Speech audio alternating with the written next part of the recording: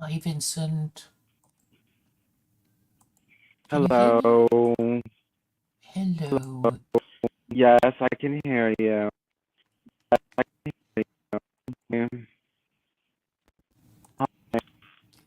So we were just You're. over at YouTube. Hello? Yes, yes. I'm trying to mute. Hello? Yes, yes. Can you hear me? You, can you hear me? Yes. There was an issue with the audio a Yes. bit, but I think it's sorted now. You're kind of being a bit bitty, like kind of thing. Um, Yeah, right it's now, am I happening still again. busy? Yes, a bit. Your pulp. Yeah, Uh, it's. But I let me don't know out of why the it's stream happening. and come. Yeah, it's a bit stuttery. Hopefully, Vincent will sort his audio out before coming back in again.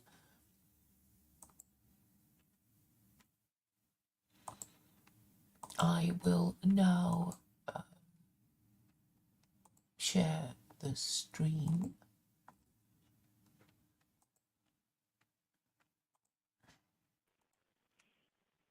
Hi, Vincent.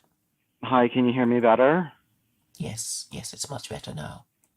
Okay, Yes. that that that stream at the cube was exhausting and made me sick physically.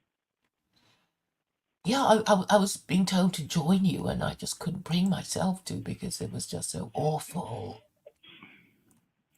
I got physically ill from that. That made me physically ill. Yeah, it's like, no, I don't want to talk to crazy people and stupid people who don't get it or who do get it but pretend not to. But unfortunately, a lot of people want to pretend not to get it.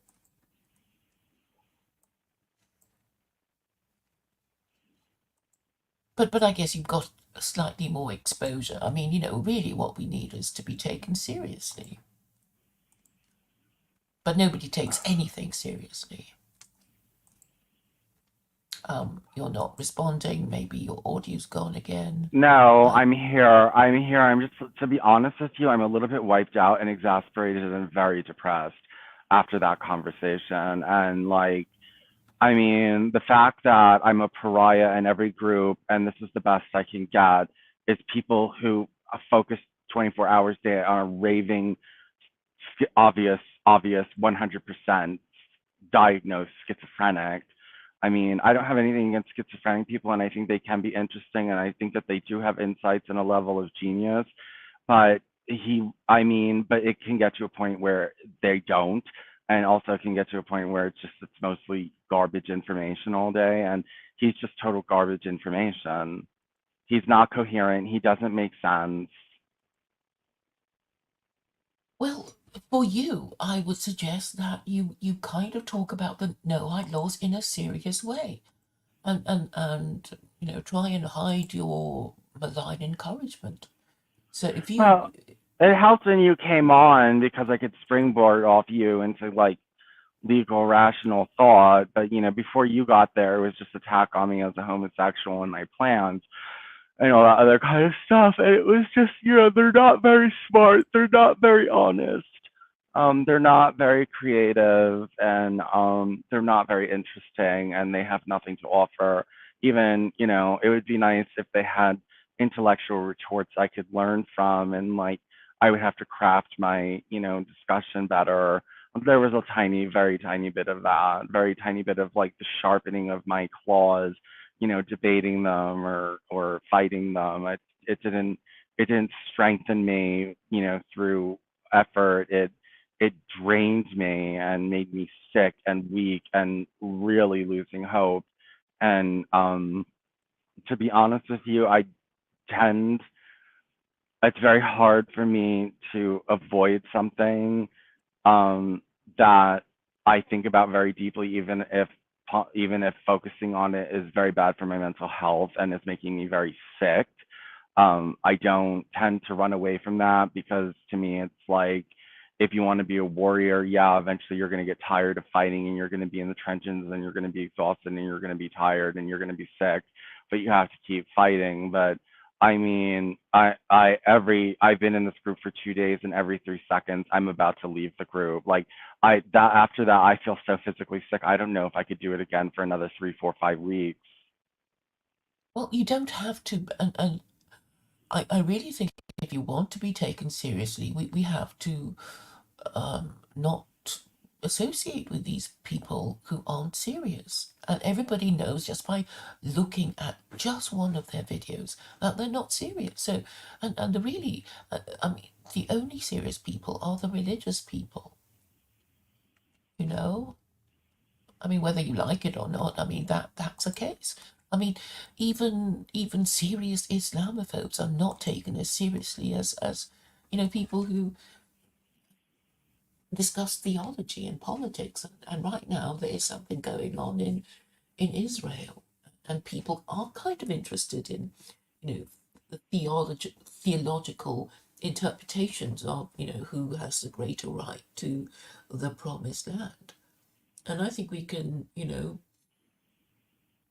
ride in on the coattails of people who are interested in theology, and just completely ignore these turds who just want to talk stupid and crazy and Well, you I know mean, I know, but I'm at the point that this is all that will interact with me. I mean, the more, first of all, the Muslims are in league with the Noahide laws and don't give a shit and could care less if they're being spread. And first of all, they're so fucking arrogant. The low rank and file are so arrogant and like, oh, we don't need this. We're not going to listen to this.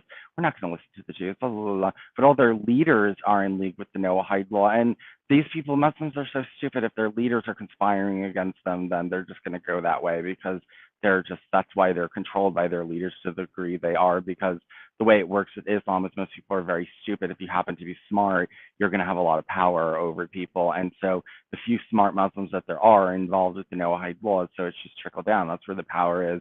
And that's the way, everything's going to go. But, they're not ready to debate the Noahide laws. The leftists aren't ready. Even the serious alt right doesn't want to. And then you have, people like Jordan Peterson going Noahide, and and what was the point that I was trying to make? Well, I forget. I'm so sick. I am so mentally ill after that that I don't. I'm a little bit delirious. I'm not joking. That was so draining on my psyche that I can't remember what I was just saying, and I'm in a brain fog, to be honest. I feel like I'm coming down from drugs, to be honest with you. Yeah, I mean, I thought you carried yourself quite well, and you were able to defend. You were able to make your points quite clearly. And the women who attacked you, they knew what you were on about, so your message was understood. Um, um, but what about this as a strategy? You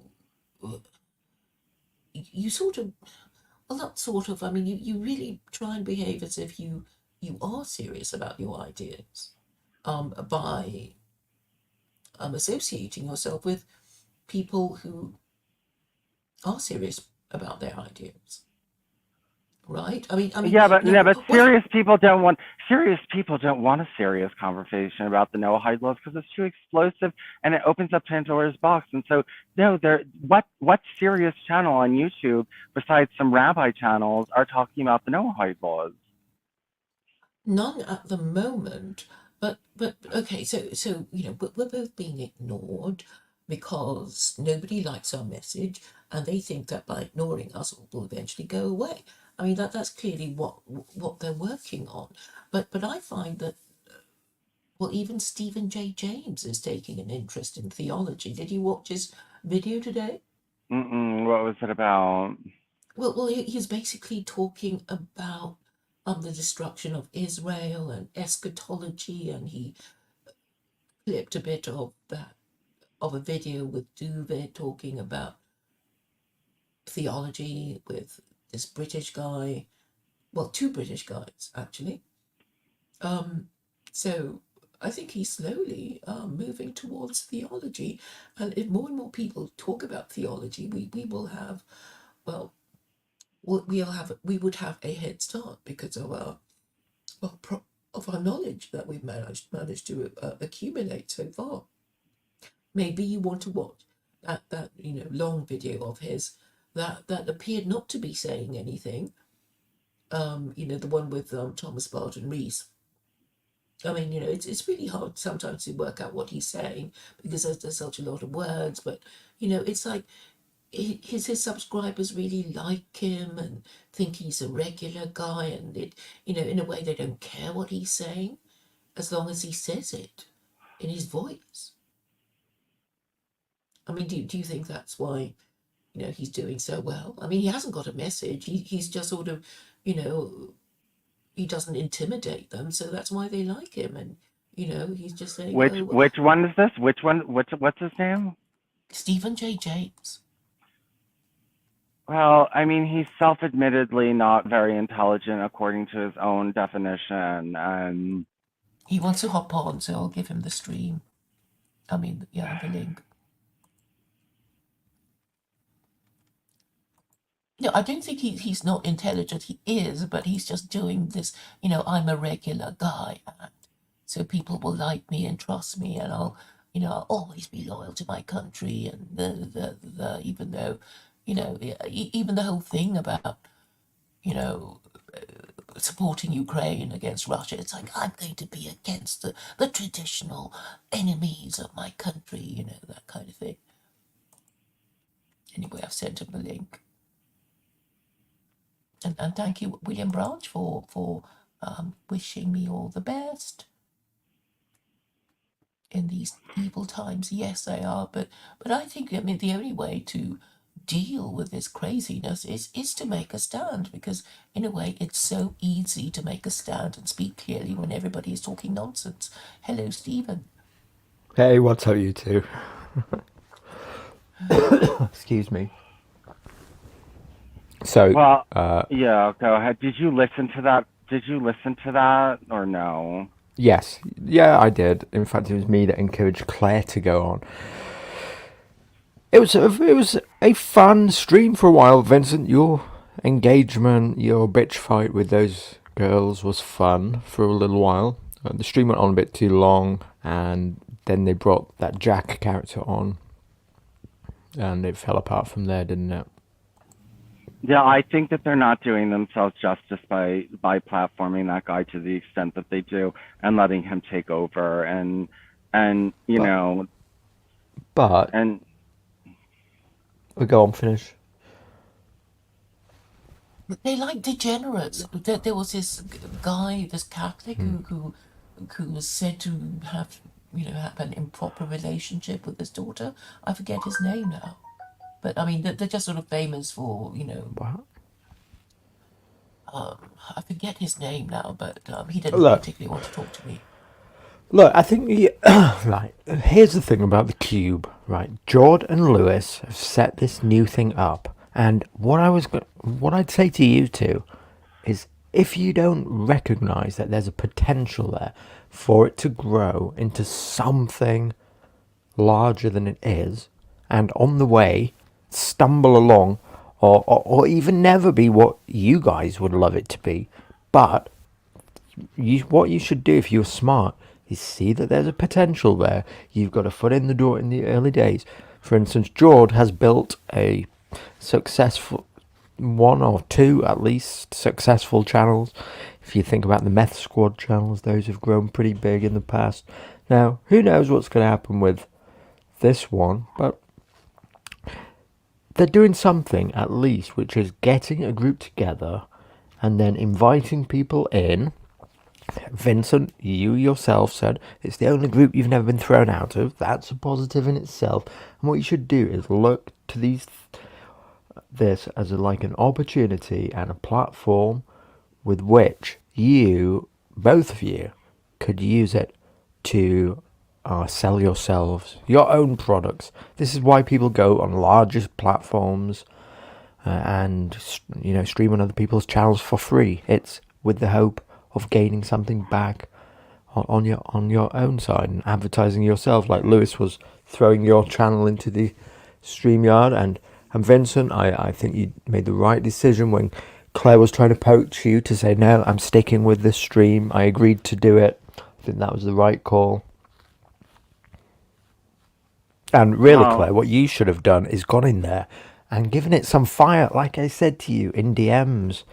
If I look at our DMs, you don't know this, Vincent, but early on from the stream, I was DMing Claire, and because I think the boys wanted me to go on to the Cube, onto that stream, but I was a bit busy, and so I was messaging Claire, and I was saying, Claire, get on the stream. It's George's channel, and she's like, I'm enjoying watching it in the background. I said, get on the stream. And she said, oh, I've been on their circus already. And I said, just get on there, go on and call them all idolaters and tell them that they worship a Jonah stick or something.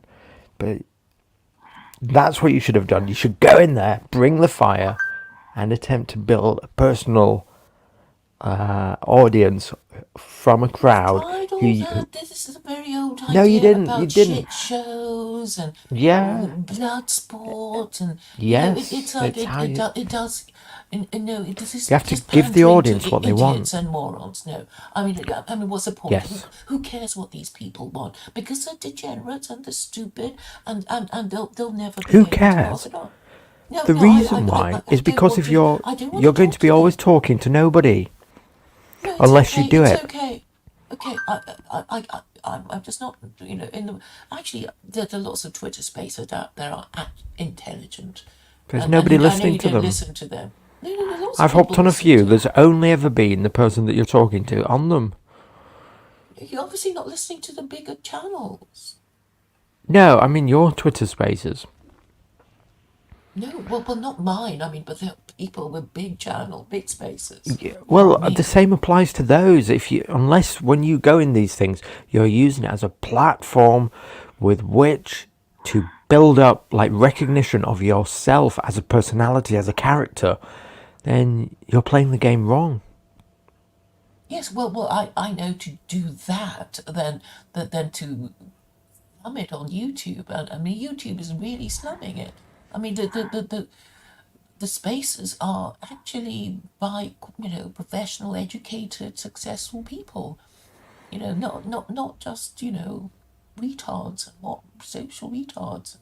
But you'll be forever bumping along at the bottom, speaking to nobody, with nobody listening, unless you spend some time thinking about yourself as a personality, a brand that you have to pitch, and your opportunity to do it. You can have all your boring as fuck conversations like this one with nobody listening with Vincent, all in a vacuum, as much as you want, alongside the opportunities that you get when you go into other spaces to like bring some fire and heat, and then you create like a spectacle. You have to create a spectacle is what I'm telling you. I shouldn't really be Yes, I giving you do. this I advice, do. but I am. No, I am already doing this. You. Okay, you're not with me 100% of the time, but I do go on spaces, and other social media, and say what I do, and people are predictably shocked, and then I move on. But obviously there are different protocols on different kinds of social media platforms, and I'm saying Twitter Spaces is the place to go now. Possibly, you might be right about that. You've certainly done well in getting followers on Twitter. Yeah, you just make an appearance on Spaces, and then people kind of remember what you say, and then you gain about five new followers. So that's how it's done on Spaces, which is more conservative friendly than YouTube or the other places. So I have been exploring Spaces recently, and there are people who are just there kind of almost 24/7. I mean, because they obviously derive an income from it, you know.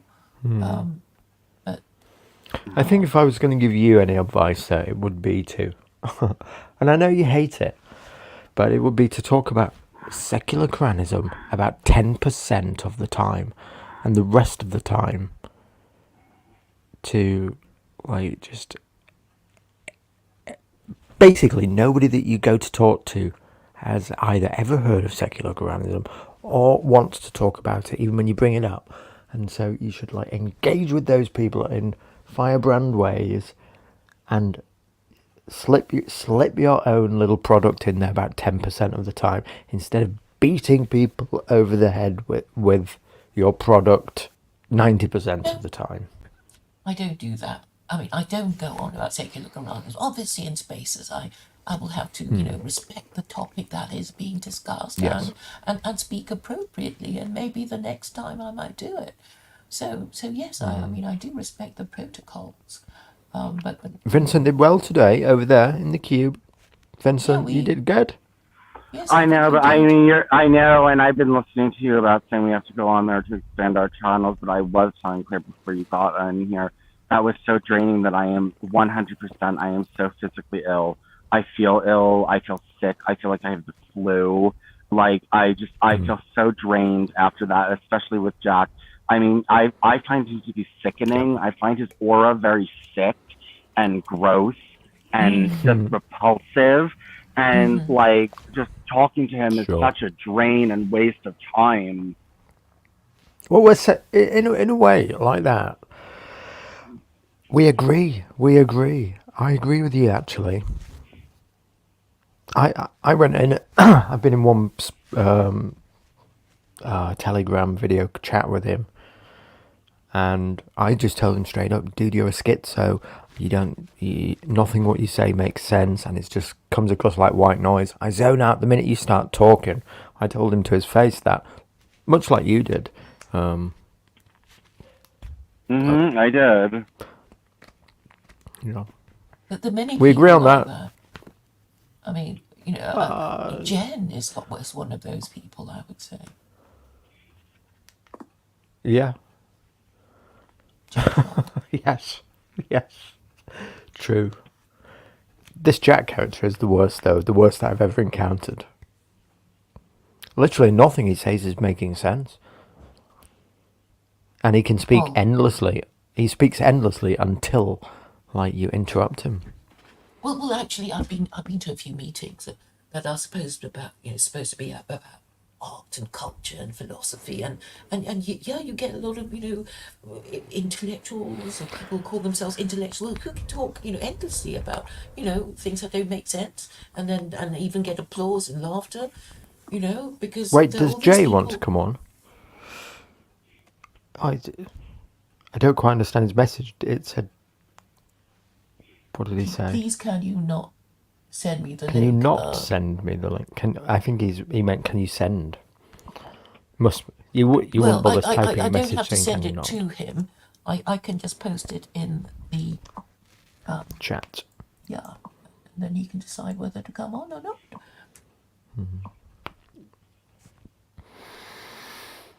Sorry, But you I were think saying, you know. but I think that there is a certain I mean, you're certainly interested in eschatology and theology. Today, I was telling Vincent about it. I mean, where did that come from? It's about the Arab-Israeli conflict, their Yeah. territorial dispute, and how it might lead to World War III, and we're all it could be Yeah. the end times, the end of days, and all that. That's why we're Yeah, no, so you're I'm interested in interested. these things. Yeah, Well, I'm you never interested in these were things until for sure. now. You never were No, I until am. now. Well, it's because it's related to the current thing that's happening. Yeah, and this system, this God, has the solutions, and I'm saying I know what it is, and it's very easy to understand, and I can explain it to you, very Well, easily. I'm not You interested already in maybe you that already know what aspect. it is. Maybe you already know what it is.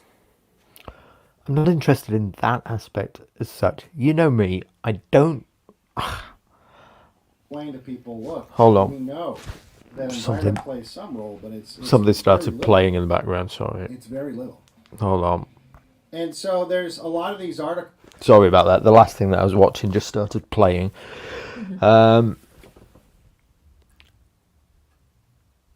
I don't think there's this spiritual plan and it's all magical and written down at the dawn of time. But I think there's lots of people who do believe that, and that they might be attempting to enact, take this script or such as Duvid calls it as a playbook, and making decisions about geopolitics and happenings, particularly in that region of the world, by referring back to this playbook and therefore enacting it out, as in like a self-fulfilling prophecies, basically.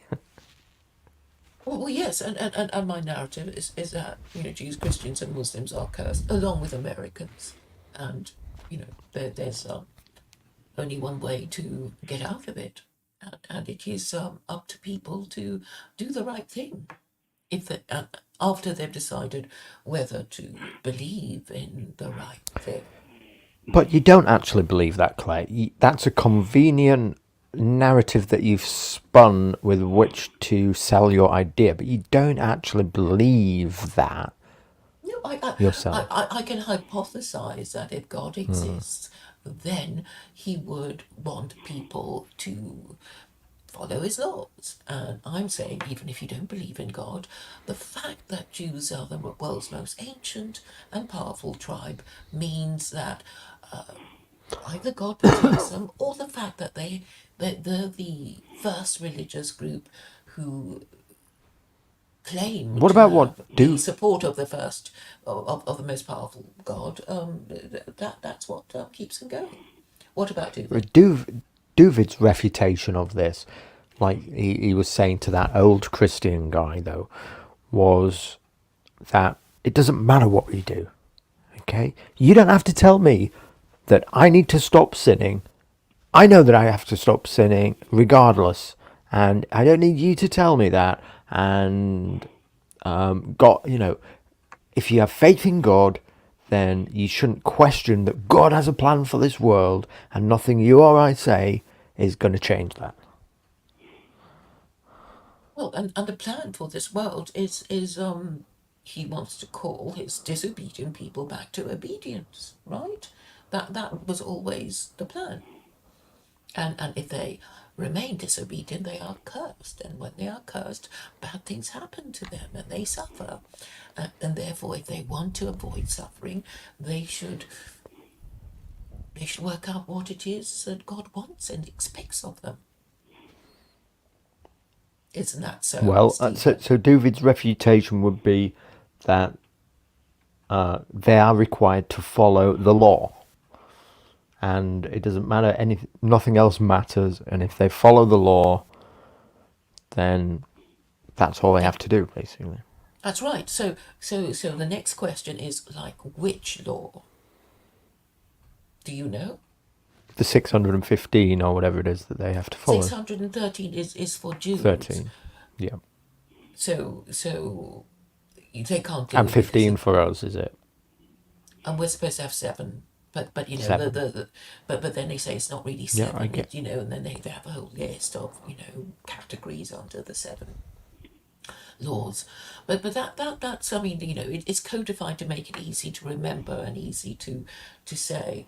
So we have to decide which laws in which book are the ones to follow, and it seems that the Jews do not want a Torah theocracy, because even the religious Jews are not saying let's restore the Sanhedrin, and they can't build the temple because the mosque is there.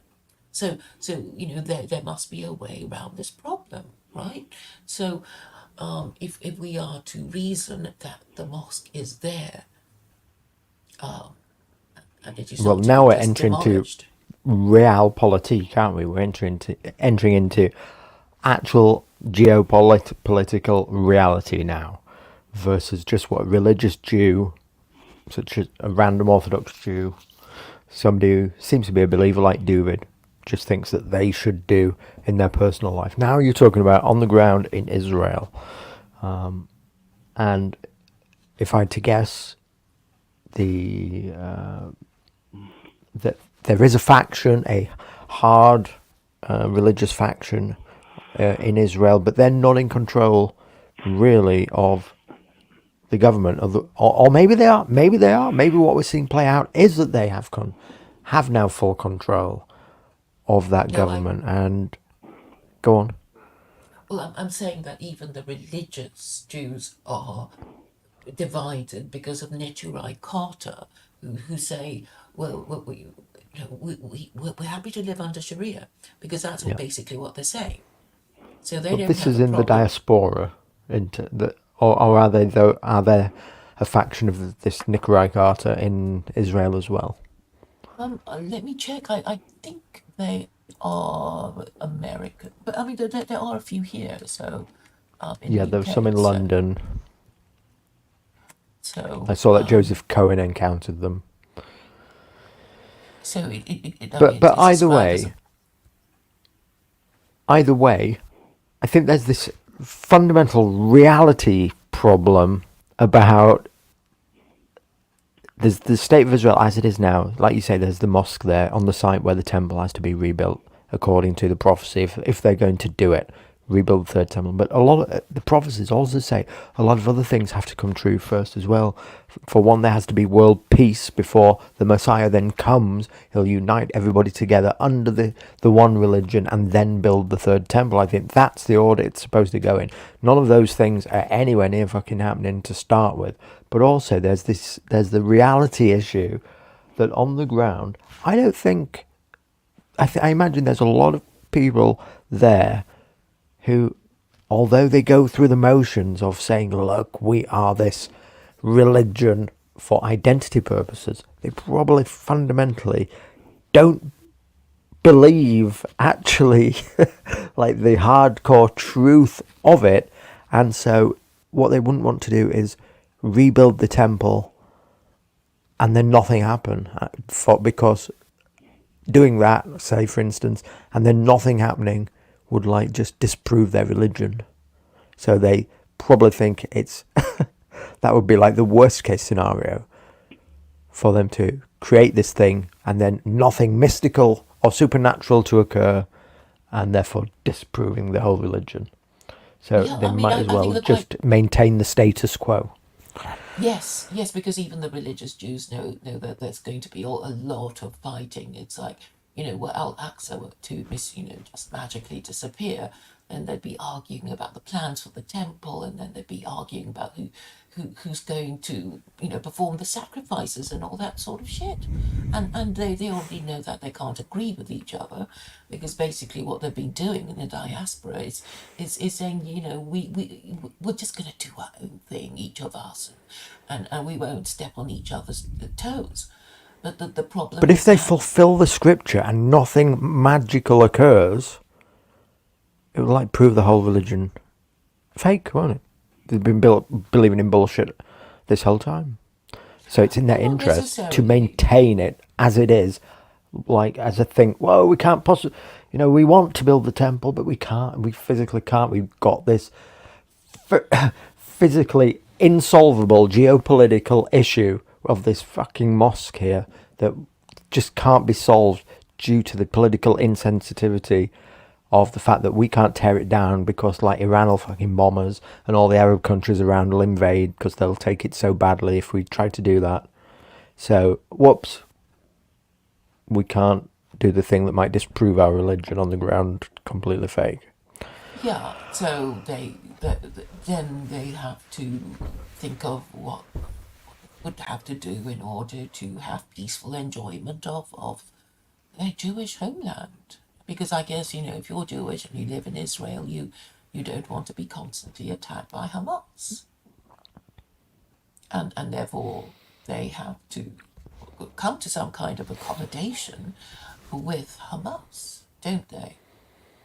And what are Hamas? No, they don't. They're going to wipe them out, aren't they? Well, but then there will be consequences if you do this sort of thing. Well, Because I don't we've think the yet to see how Americans that's going to want. play out. Well, I mean, how many Americans do you know want to go to war over Israel? If we look at how America has, it's a good point. Of course, just to answer it directly, very few, I'm sure, but there are a contingent who would, like the Zionist Christian faction, the evangelical, rabid Zionist and ones who think that their their eschatology of an end of days results in like a clash in the Middle East, and the Jews eventually rebuilding their temple too. And then I think they have a different like solution to it where Jesus comes or something. But Yeah, but but I mean, really, what they ought to do is what the Orthodox rabbis ought to do is to basically piss on Christianity and says you've just been believing in lies all this time with your absurd narrative that Jesus is God and all this sort of Trinitarian stuff, because really the problem is the idolatry of the Western I get it. I imperialists. get your narrative. I get it. I Yeah, they get your won't say it. narrative. They won't say it because Well, they're David was scared. saying it on that stream to that Christian guy. I don't know if did you see any of the. Yeah, I did see it. I did see it. But then when I confront him about his cowardice of not promoting the no hike laws, he's saying that we don't have a duty to promote it. It's not our business. It's not our duty. And I'm saying it's been your duty ever since you've been around, since you articulated Who this says no it? hike laws. Who says it's their duty to preach to Christians? Well, no, I don't think it is. it's a dead duty to. What do you think the Jews were chosen for? Just to be annoying to Gentiles? The Jews, if you believe in the thing, then the Jews were chosen to fulfill the law themselves. Yes, they were supposed to teach the no hike laws, because Well, this is this is it to me. I don't. You see, I'm not on board with that one, Claire. I mean, none of that is in like the Torah. This is part of it's the in the Talmud that Babylonian some rabbi Talmud. once said. Yeah, so it's Yeah, basically it's something that some controversial. rabbi came up with. Yeah, obviously, but they don't want to do it, right? So there was Rabbi Schneerson saying this is our duty, and then there are all these other Jews saying no, we don't want to do it, so we're going to pretend that Schneerson is wrong, and nobody can change our minds, So, right?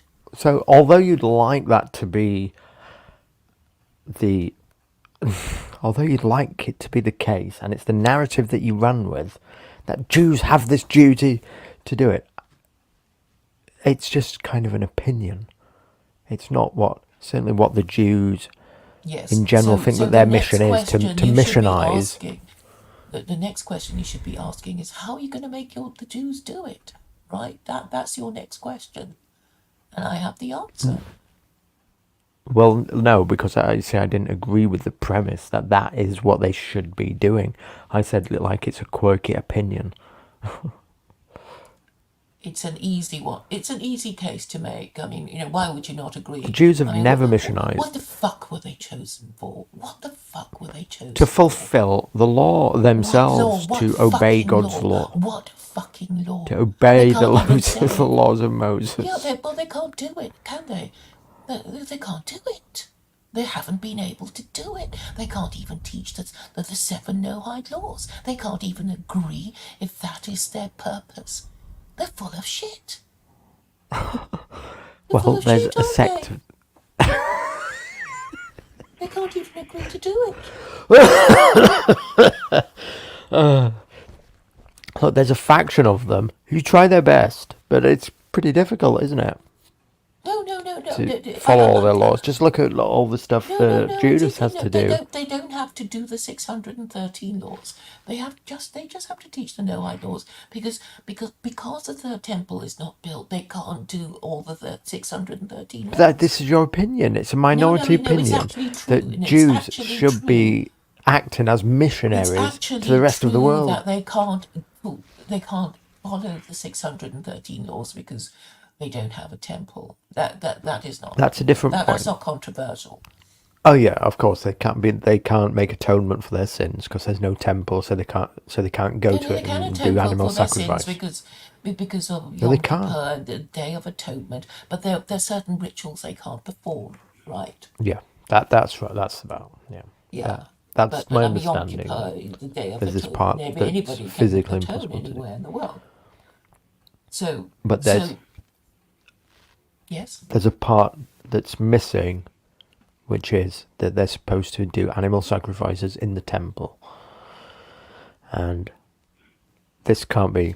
This is the part of the law that they can't fulfill. So they do their best in the wilderness, basically, scattered around until this temple is going to be rebuilt.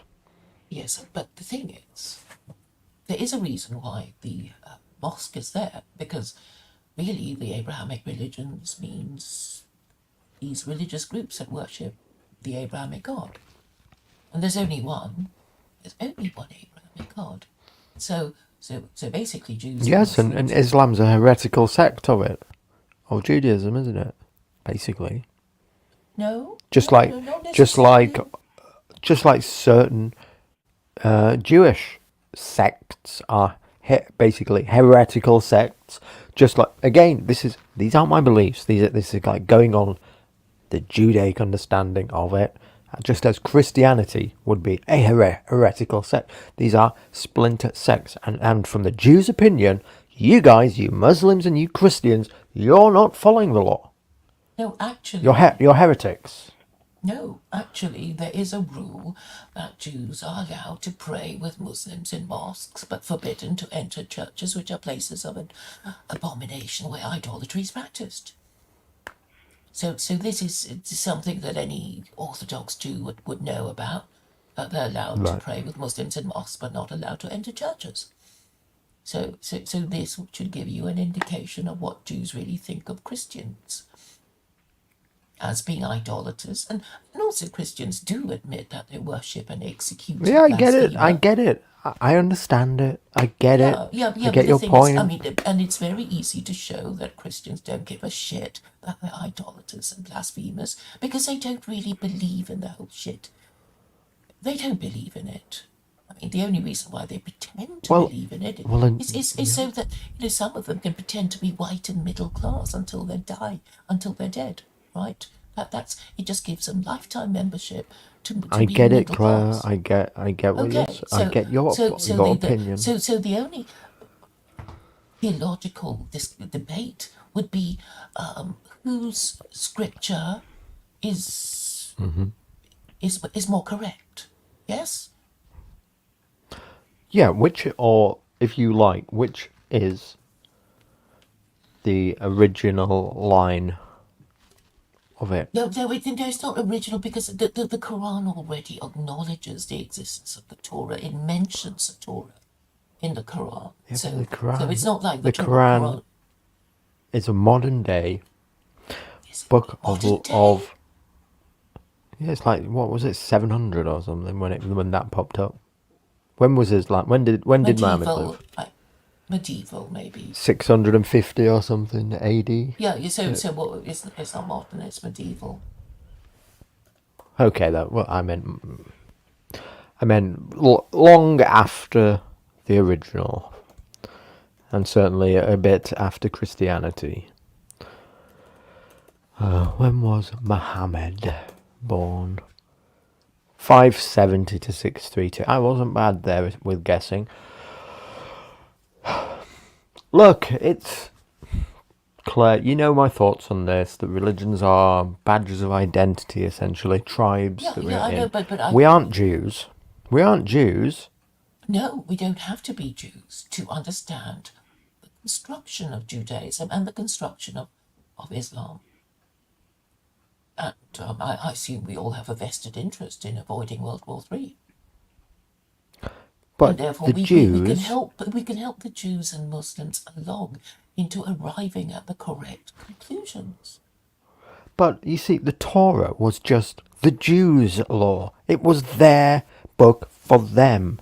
It wasn't saying anything about these other people. They have to do this. God in that book isn't saying about the other people what he wants them to do.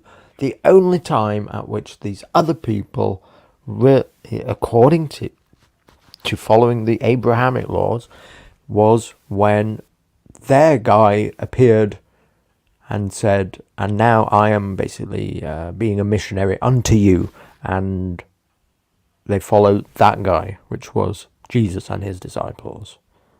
And so they took on a different set with a different understanding of it, based upon the fact that they are a different set of people not bound by the original code. It's not hard to accept, is it? You are indeed saying that Christianity I'm saying that was either way you see it, Jesus was a prophet unto, like, the Gentiles. well, there is some argument about whether Jesus was, even thinking about Gentiles. But anyway, He certainly, him and his followers certainly were the ones who conducted the missionary work unto them, who gave them the religion. He was their founding of it, and it was given to them at source as in What was an given entirely at source? different, an instruction that was obviously based upon the Torah and the laws for the Jews, but What it was never instruction are you talking about? What instruction? What source? I'm not sure what you mean. the knowledge that there is one God and that you will have life after death, and the good news that if you have faith in this, in one God, and maybe you're right, Claire, maybe you are, look, I'm not making a religious claim to the truth here. keep I'm not saying, contradicting look, me, you're and- wrong. I'm not saying you're wrong and Jesus Christ is the truth and the way. I'm not saying But that. actually, before you move away, you were talking about the source and whatever and the law. And I'm saying the Noahide law preceded the New Testament. So The Noahide law was an invention of a rabbi in rabbinic Babylonian Judaism. Talmud. Well, it's still a Jewish achievement. I mean, who are you going to? I mean, is anybody going to say you deny? Do you deny the Noahide laws? But it's going to post-date Jesus, for instance. Well, what does that mean? Well, the date, what the earliest known for, when was The this rabbi? Babylonian Who was Talmud it? Who was it who I you don't said know, came but- up with but it? the What was his Babylonian You told me his Talmud name is before. Is an older document Rabbi. than the New Testament. Are we agreed on that? I don't know. I'm finding out. Who came up with the Noahide laws? You told me his name before. Rabbi what? Well, Rabbi Schneerson was just this rabbi who Schneerson. last Okay. century said that it is our duty to teach In Gentiles the 1983. Noahide laws. So yes, that was modern, but I'm talking about the origin of the Noahide laws, and I'm saying it came from the Babylonian Talmud, and I'm suggesting that the Babylonian Talmud is a very old document, and it was it's an older document than the New Testament,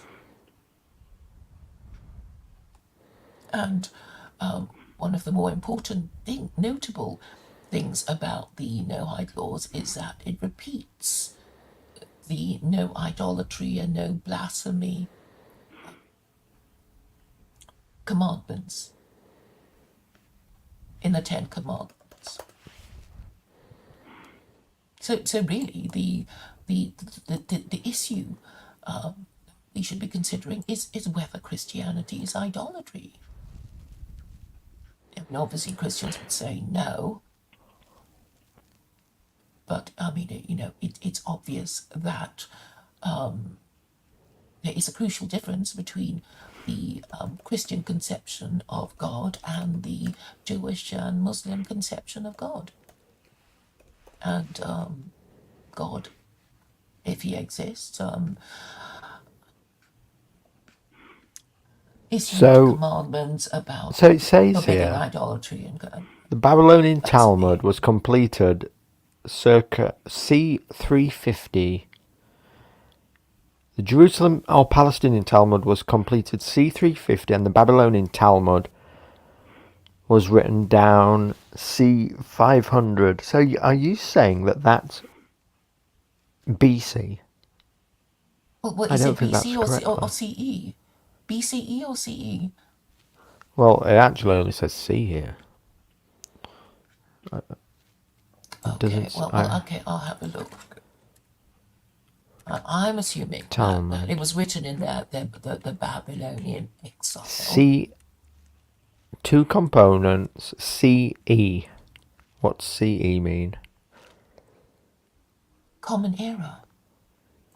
Is that after G? Is that AD, as I would know it? CE is AD, Right, so. and BC is BCE. Right, okay, so the Talmud has two components: the Mishnah, a written compendium of the Old Torah, and the Gemara. Yeah, so these are at least 500 years after Jesus. Anyway, so look. Anyway, the point is clear. I'm not saying to you, look, I'm a Christian here, and I'm saying to you, Jesus Christ is the way and the light, and He is the Son of God. I'm not saying Oh, that so to you. you are know, Christian now. no, You are listen, I'm Christian. not. I'm saying to you, I'm not saying that to you. I mean, but you I'm just saying that if we look at it, the first that the Gentiles ever heard about this religion came effectively missionaried to them, not by Jews, yes, by a Jew and his followers, but this was their first learning of it. And whether, yes, they I might have don't come even out. know what you're talking about. I think you're just waffling, Stephen. Like, what was that? Well, you're trying to. Who are you talking about? Who are you talking about? Who missionized what? What are you talking about? Paul, basically, didn't he? Paul created this new religion. Well, you can say it was Paul, but the point is that the first time it was used as a religion was by was the Romans, right? I mean, But it was concocted by Paul, wasn't it? And the followers of Jesus. we don't really know. We don't really know, but I mean, Well, we yes, do. We have Paul in the sending New letters Testament to all the different. there are the letters of Paul, and it has been said that Christianity is a creation of Paul, the Jew, and Yeah. and Jews, if they were following their Based Torah upon the properly, would experience say that. that happened there in Well, the why do you desert. keep interrupting me? I mean, it's Go not like you ahead. actually know any better. Do you? Well, why don't you tell the story then? Well, it's because I don't have an agenda to give. No, but Claire. your I'm agenda just is trying to keep interrupting me when I'm making a point. And it's like, well, I mean, do you know? Do you know? I mean, what I'm going Yes, to something say? happened in the middle of the desert, and then Paul basically started to write about it and effectively created the roots of this religion. Okay, I And think then you're 300 saying the years later, Damascene Constant. conversion, the Damascene conversion on the road to Damascus to chase down these Christians. Paul had a vision, right? That's a story, if you remember. Or you don't remember, you're not sure. But anyway, I I've heard wasn't of talking the about Damascene that. I conversion. wasn't talking about Paul, because it doesn't matter what Paul said, really, because the most important thing that we should note was that the Romans adopted Christianity. They Christianized and they became Christian. They were the first people to use Christianity as their state religion. Yes, okay. But they were never. So none of these people ever believed that they were Jews or that they were going against an original law that the Jews were following. It was an entirely brand new thing given to them in an entirely new form by the writings and the stories about this, whatever you might think of him, a prophet in the middle of the desert somewhere. No. There was a time when Christians were horrified to realize that Jesus was a Jew. because all the whole time that they thought they were Christians, from whenever they became Christian, in whatever Christian kingdom there was, they hated Jews and they thought Jesus was not a Jew. So when they finally realized, when they were finally allowed to ask questions about their own religion, they discovered to their horror that Jesus was a Jew and they were still supposed to worship him. Well, I'm not sure it's accurate about that. Okay, well, I think there were lots of, I'm sure you can find lots of material online about how these Gentile Christians were horrified to discover that Jesus was a Jew, because all this time that they Well, were you being might be right. Christian, they thought they were supposed to hate Jews, and lo and behold, Jesus was a Jew. So all this time, these Europeans have been lied about their religion. They've been lied to about their religion. They were forbidden to ask questions because, well, the whole absurdity of Christianity just could not withstand any methodical inquiry, but by the asking of logical questions, such as, how is Jesus God? When did that happen? Yeah, I get how you present it. It's that there's a problem of logic here to resolve these questions. But the plain and fact and truth of it is, Claire, is that both, right, let's just extend this logically forward. If the Christians have got it all wrong and they're following a load of false shit, so are the Muslims, Claire. And the only people who it ever applied to.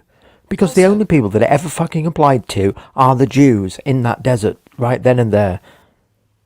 And it was such a good story, such a fantastical story, that the Gentiles in various different incarnations in different places of the world took upon their own versions of it. And you can sit here 2,000 years later and criticize it and say it's all bullshit and it doesn't all make sense. But that's how it came about. But in the time and place, back then, 2,000 years ago, it was only meant for this like one tribe of people. And to say that one different branch and incarnation of it today, like the Muslims, is all wonderful and fucking fantastic, and the Christians one is, it isn't. It's just doesn't wash with me. Yeah, no, because we know you're an Islamophobe. You can't bear the idea No, there you that go. your ancestors have been tricked and forced to believe in shit, basically, idolatrous and blasphemous shit, and now you can't deal with it. And I'm saying it's so obvious what's been done. Now, when you think about it, I mean, Jews and Muslims, whether Who you cares? like it or not, are agreed on the oneness of God. Who That cares? is why I was telling you that Jews are allowed to pray with Muslims in mosques, but forbidden to enter churches, which are places of abomination where idolatry is practiced. So if you were to ask Duvid, he'd have to agree, that this is what Orthodox Jews tell each other. They're not allowed to enter. They're not allowed to enter churches because they're places of idolatry, and idolatry is a very serious crime for Jews because it attracts a penalty of death. As From my understanding, okay. So what I think is your problem is that you cannot you cannot comprehend the enormity of the crime of idolatry because you just don't care. You really, literally don't care about idolatry. You think it's all shit anyway. So it doesn't matter what people worship. But I'm saying Jews originally did care about it because for them the penalty for idolatry and blasphemy is death. And if you go back to the Christian narrative, why was Jesus crucified? What? Why? but it's only as we've Please answer the determined. question because no, it's important. Sorry, for what you was to the question? understand. The question is, what, for what reason was Jesus executed?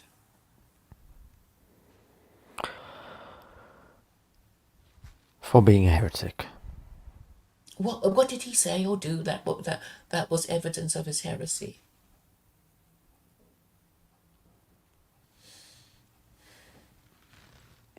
From my understanding, he said he was the king of the Jews. Well, he said his papa was God, right? I'm not sure he explicitly actually said that. Well, there was all the Son of God. He calls it, Okay, so that was. That's debatable, isn't it? Whether he actually said that, Well, I mean, or it's if it in the was book of some. Matthew. It's in the book Sure, of Matthew, and sure. this is, what the Trinity is about, right? So this is, you know, this is the Christian narrative. It's nobody. It's not, somebody, saying fake things to Christians. I mean, Christians themselves admit that, God is his father, and Jesus is the Son. I mean, that's a whole, in the name of the Father, the Son, and the Holy Spirit. It's all this sort of Trinity thing. Yeah, we've talked about that before. Yeah, yeah, and so what I'm trying to say is that Jews don't agree that Jesus is the Son of God, and they regard it as blasphemy, which I is know why this is he your was bee in your convicted of bonnet, it. Claire. This is your bee in your bonnet. You just want Christians to go, aha, fuck me, Claire, course correct. I've been worshipping a fucking heretic on a stick all this time. Whoa!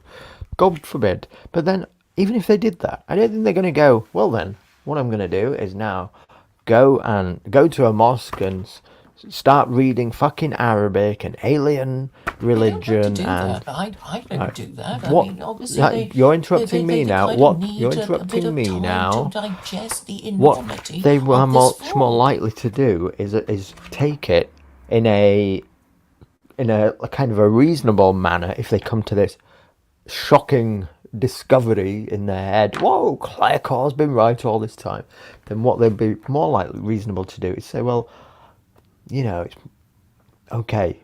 The church might have just been wrong about that little aspect, but basically Jesus was still my prophet, like the Muslims consider Muhammad their prophet. And I'm not going to go and start fucking reading the alien one. I'm just going to stick with my own. So you're saying Christians should just keep believing in the Trinity? I mean, what are you? Well, no, I, it's I mean, basically a Unitarian church. And So Jesus through there's Paul. already something called the Unitarian Church. That they beat you to it, right? Jesus through Paul was basically the Gentiles' teacher of this religion. Okay, Muhammad was the teacher of this religion to that people. Paul through, Jesus via Paul, and then the Roman Empire was the teacher of it to the Gentiles in that region. The same thing was taught via different avenues of it, and it was told in different ways for different peoples. The principle is But the very, original thing was very, not very appropriate for either simple. of those two people because they're not Jews. None of them are Jews. No, it's nothing to do with that. It doesn't matter. None of that really matters. All you have to do is consider the definition of idolatry. What is idolatry? I don't think you care. I mean, that is your problem. You don't really It's care. just a bee in your bonnet that some people No, really I took mean, it it's so not a bee literally in my that bonnet Jesus was because actually God on earth. what? I imagine it's just a bee in your bonnet that some people literally put so much into effectively their prophet or Jesus on earth that they considered him literally to be God and do That's a in their doctrine form of of the religion today. Trinity. Yes, I understand it. I understand. And that's your bee in your bonnet. But there's No, effectively well, I mean, Muslims who it is a bee effectively in a do the bonnet same. for Jews and Muslims if they care about their religious duty. Because it is But there's Muslims. idolatry. It's idolatry. I know you don't care because you're atheist, but I guess if you do believe in God, you ought to care. So Well, no. Christians need to make up their mind whether they believe in God or not. And if they never cared, then they're hypocrites. They only pretended to believe. So, well, I don't know. Europeans like Asiatic peoples, and I suppose Indians, they all have a tendency to really kind of like put all their faith in their guru. It's like a disposition of Europeans and Indians and Asiatics to do that, to form religion around like a guru, a teacher of it. And so you can fully understand how they fully said, well, like this guy there who was literally somehow performing all these magic tricks and telling this story was literally God on the earth. So you're saying it's understandable that Christians were tricked and believed in nonsense. I'm sorry. Can you just No, sort of sum up what you were saying in one sentence? You lost me there.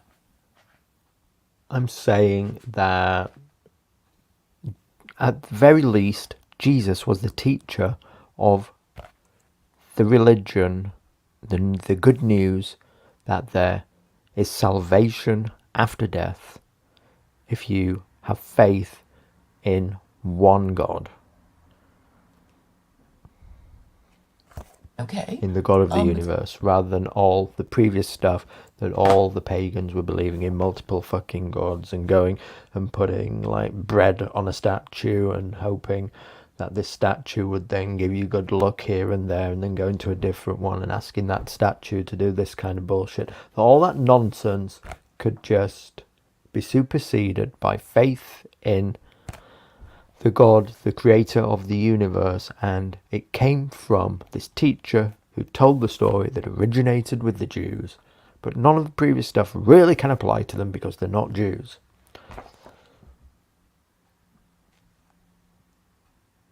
You're still not addressing the problem of idolatry because you don't really care. I mean, if you did Well, believe in yeah, I God, don't really care. I don't yeah, really you don't care. really You, care. So that's why you, you you're can't obsessed with really, it. You're obsessed with the well, problem. obviously, if God exists, You're then obsessed with how it was with yeah, what was yes, of course you have the to Nicene hypothesize a Convention or position whatever. in What which was it called?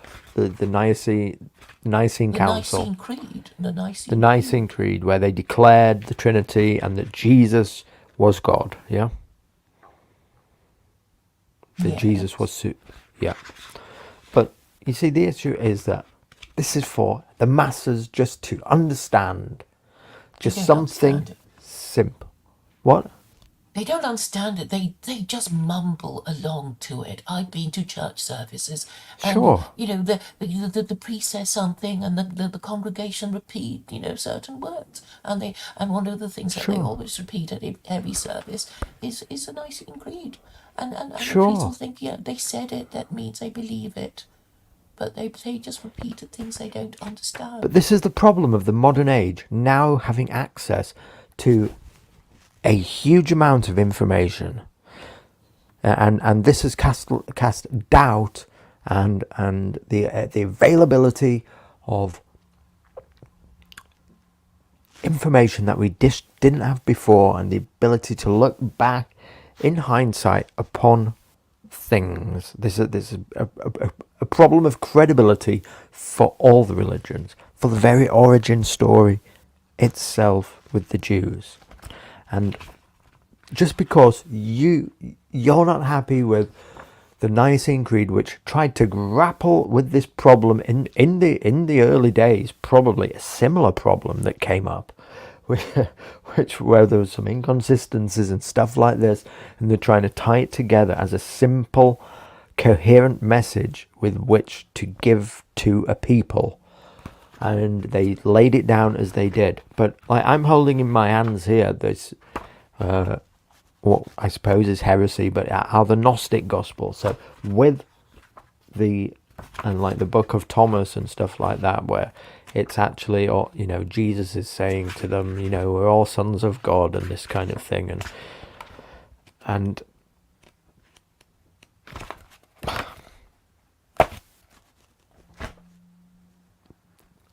with hindsight we can look back on it and see that things had to be given in a simple format, in the best way to make it coherent that they could at the time. But also there's a credibility issue with the whole shebang, including the Jews' story.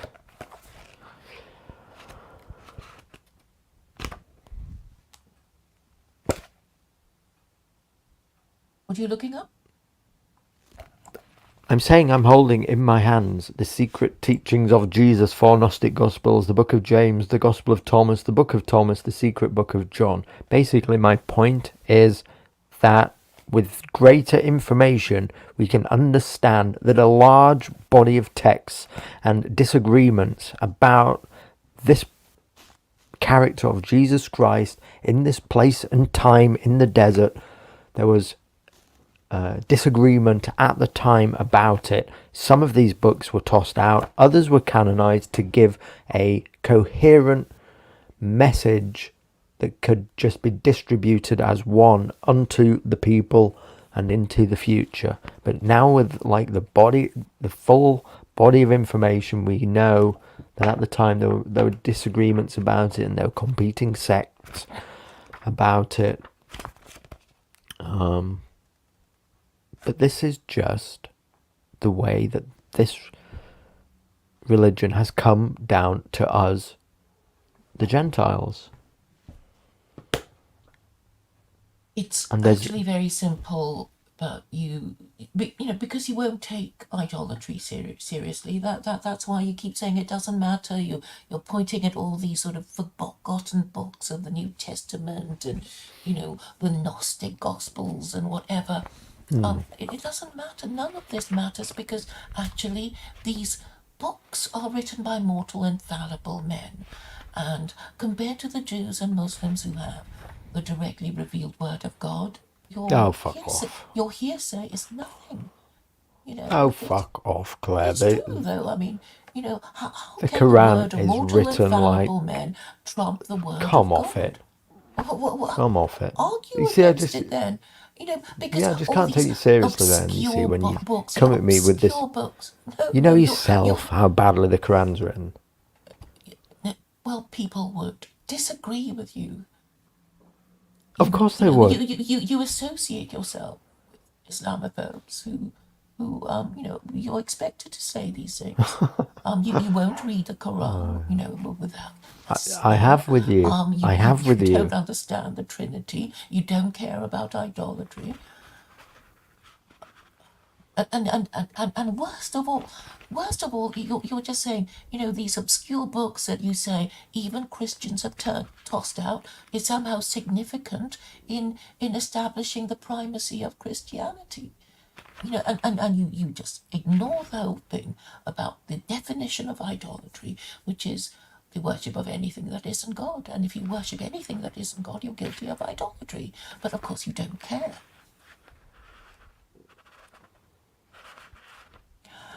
But Islam actually says, we accept the prophethood of Jesus. That's what Islam says. The Quran says, Jesus is a prophet of God. We even accept the virgin birth for good measure, unlike the Jews who say rude things about the mother of Jesus.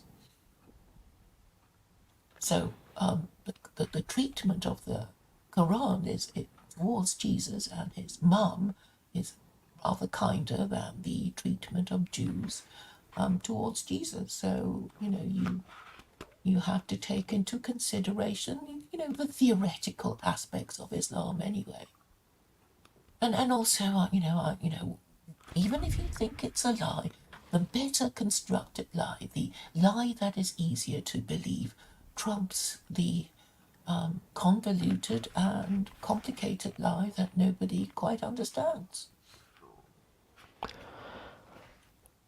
And if The God Quran- exists, then he will be punishing people who have been guilty of idolatry and blasphemy. We're at Doesn't an it feel- impasse doesn't it yet feel again, like my you've been dear. cursed? We're at an impasse yet again, Claire. Unfortunately for you, there is let's call it 0.02% interest amongst the Europeans in going and finding out what the fucking Arabs are all about and what they think. And It's their about book, finding about is God, 1,000 right? years The Abrahamic more modern God. than ours. Well, it is actually Islam that is more advanced. It's the most advanced model of monotheism compared to the Torah or hooked up Christianity. But And even it's a modern one. Modern models of but they're just equipment, NPCs. They're just mechanisms is easy to NPCs, Claire, understand. acting in the Jews' script, aren't they? At the end of the day, they're NPCs acting in a Jewish script just as Who are you much. calling NPCs? Muslims. How are Muslims NPCs? Non-player characters in a Jewish theological script that How so? began at the beginning of time, because the script is for the Jews. It mentions the other nations, but it's not about in the original, the books of Moses. It's not about the other nations. It's a story and a set of laws for the Jews only. Now later on, various incarnations, like I've said, Paul through about Jesus, and then through the Romans, created a creed and a story and a religion based upon that for the Gentiles. And then later, 1,000 years later, Muhammad for the Arabs, based upon like the Christian ones and the Roman one, and then based upon the Jewish one. But we're all effectively just NPCs in the Jewish script. Well, the Jews could also be the NPCs. They're given a story to believe. I mean, they don't seem to be able to address the question of what they were chosen to do. They seem a little ignorant and confused about what the hell they're supposed to do and whether they're capable of doing it. And they don't really want to know. I'm not as convinced as you are that they give much of a shit about what the Christians are up to. Like, you seem to think that they are so upset about what the Christians are doing, and yet they absolutely love the Muslims or something like this. No, I've never said that. There are lots of questions they refuse to answer. I know because I've tried to get them to answer my questions, and they don't want to answer it. So from my understanding, limited understanding, I admit it, they basically just are not interested in what the Christians and the Muslims do. If they're asked, they will say, look, your false idol is not going to save you. That's what they'll say. Your false idol is not going to save you. Sorry to be the bearer of bad news. But you asked me as a Jew, your false idol is not going to save you. Now I'm going to go ahead and follow my law. But you don't have to do it because it doesn't concern you. It's our law about us. Now What about the Noahide laws? What about the Noahide laws? Yeah, that's that Rabbi Schneerson in 1983 came up with that new bullshit. No, he didn't make them out. He just said we have to follow them. Why do you think he suddenly started saying that? Because Jews had been raised in status in America that he felt confident enough to say what he said, which in previous centuries he wouldn't have dreamt of saying, because Jews would be terrified of the Inquisition and being persecuted and expelled by Christians who obviously wouldn't appreciate being told that their religion is idolatry and blasphemy. Yeah, but it's the first time that somebody came up with it was 1983. Didn't do it either. The last time they did it was in Muhammad's time, and it was called the Mubahala, I think, and that was the only time the Muslims ever challenged the Christians about their idolatry and blasphemy. This was in the year 632. event of the Mubahala, and this is, you can find it on Wikipedia. So the event of the Mubahala was an aborted attempt to resolve a theological dispute between Muslims and Christians circa 632 CE by invoking the curse of God upon the liars. So I'll post the link in the chat in case anybody's interested. So the Muslims only did it once and they just forgot about it. And there is a verse in chapter 18, verse 4, that says Muslims are to admonish those who claim that God has begotten a son. So they were told to admonish Christians, and they haven't done it. So that is presumably why they are cursed and the eternal victims of Western imperialism. So the narrative could be woven. Judaism was too hard for Jews to follow. There is a verse in the Quran that says God will not burden a soul with more than it can bear. The problem is as well, we have a timeline problem here though, Claire, that even if it was in the Babylonian Talmud, then we still have a timeline problem that this shit, the first time that any of it was written down was at the earliest, the 1st to 6th centuries AD, which post-dates the stuff that Paul was writing.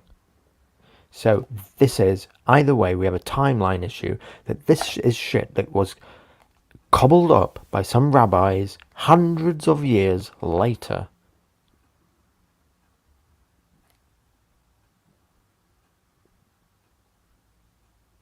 Okay, so I've got this thing in the What do you have to say to that? okay, this is a British Library website. So it says the Talmud developed in two major centers of Jewish scholarship, Babylonia and Palestine. The Jerusalem or Palestinian Talmud was completed in c. 330, around 350, and the Babylonian Talmud, the more complete and authoritative, was written Later. down in around the year 500. But it was further edited for another 2 centuries. Yeah. The Talmud served as a basis for all codes of rabbinic law. So this is some shit that some rabbis cobbled together. So the first instance of your fucking Noahide laws are hundreds of years later, even as many as 500 years later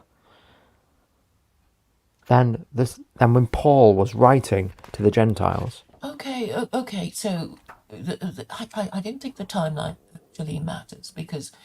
It suddenly doesn't matter, huh? No, it doesn't, because the issue again is idolatry, right?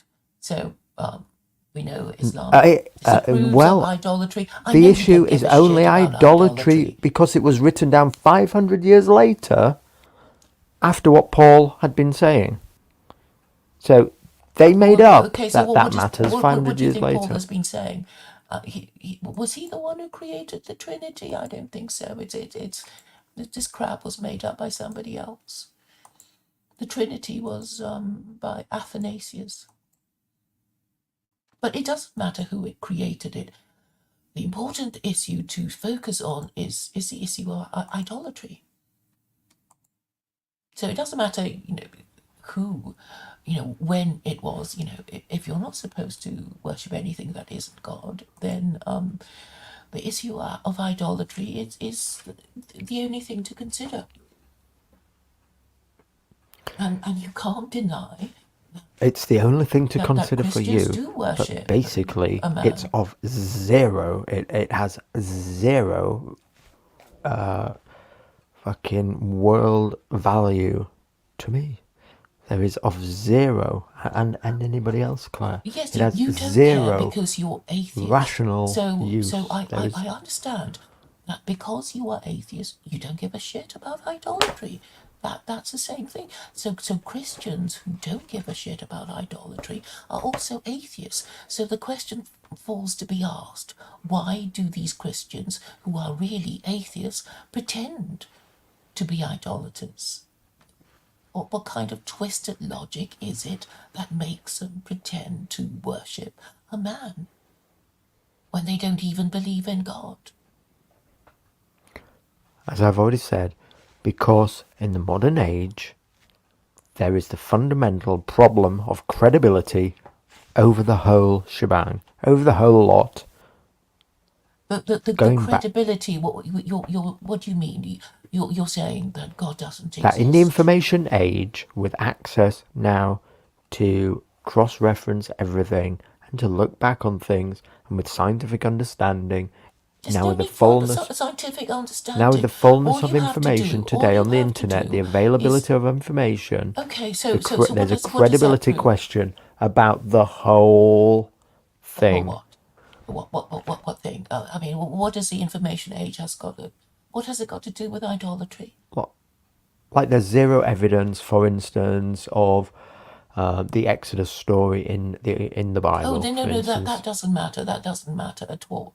Now, I'm giving you an example of why there's a question about credibility about the whole thing that Nobody exists questions about today that. that has caused No, religion the to stories are fall away, immaterial. and they've become less and less No, full It's not. It's believers nothing to do with in it. the advent of more information. It's nothing to do with the stories. Ultimately, it's nothing to do with the stories. It's about the laws that we're supposed to live by. Now And if you're you're being asking, why don't logical, if you're people not being believe this logical, shit? you would have to choose the laws that are least restrictive, and that includes the Jews. And that's why they don't want their Torah theocracy, because it's got 36 capital offences. Well, the best case that I can see, I'm trying to be honest with you here. I'm not trying to just like be a Christian versus Claire Core, because I'm not that. But the best case scenario would be that they would go, yes, wow, I've learned from Claire Core that the Trinity is bullshit, and therefore Jesus can't be God, but he's still my prophet, and basically it's the same creed I'm going to follow. They're not going to go and open an alien book, which is for an alien people in an alien land, that was the Quran, and start following Well, a actually, bunch of that other would be shit. wrong, And because the best Judaism, case would be Christianity, and that they Islam would come take from the the seven same Noahide part of the laws. world. They come from the Middle East, so you can't pretend that Jerusalem and Mecca and all these places are very far from each other. No, the They're best in the that they same do part is of the the world. So there's no best point that you can pretending hope that for. they come from, one's from the North Pole, the other from the South Pole. The fact is, they're from the Middle East, and they're quite close to Yeah, each it other. might as well be the South Pole, Claire. No, It's because if such you an look at alien all the landscape. logic of the Abrahamic God who No, is no, believed to have created the it's universe, completely then alien to if us. he did indeed create the universe, then all of its contents belong to him. And you saying, the Abrahamic God is just a God of the Arabs is well, factually untrue.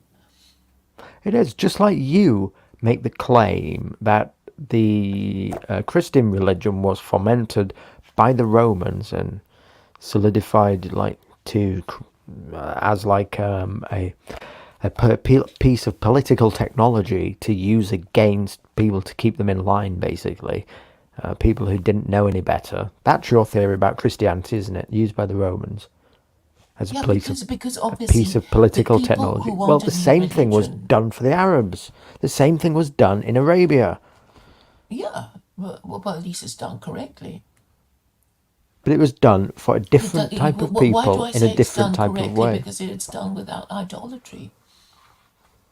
Well, it's such a minor difference. It's No, such a it's not minor. minor. It's such It's not a minor little if it's a detail. capital. Well, Such a you little say that. You detail of say difference. no. It's actually of crucial importance, and you refuse to accept that. because you think idolatry, Who cares? idolatry, exactly, Yeah, who because of your cares? fundamental atheism. But I think a lot of people who are very frightened and confused and angry and wondering what the hell is happening to them would feel that they're already under a curse. And whether or not you believe in God, the danger of World War III looms very large in many people's consciousness, even if they don't believe in God. And I'm saying the mechanism for solving the problem is really quite straightforward. Because if you consider why where everything is going wrong, you could eventually arrive on the It's answer of that it has everything zero is going utilitarian wrong value because to you me. don't have a religion that your ruling classes follow. Because your ruling classes don't believe in liberalism either. They've tried all kinds of things and they don't believe in any of them.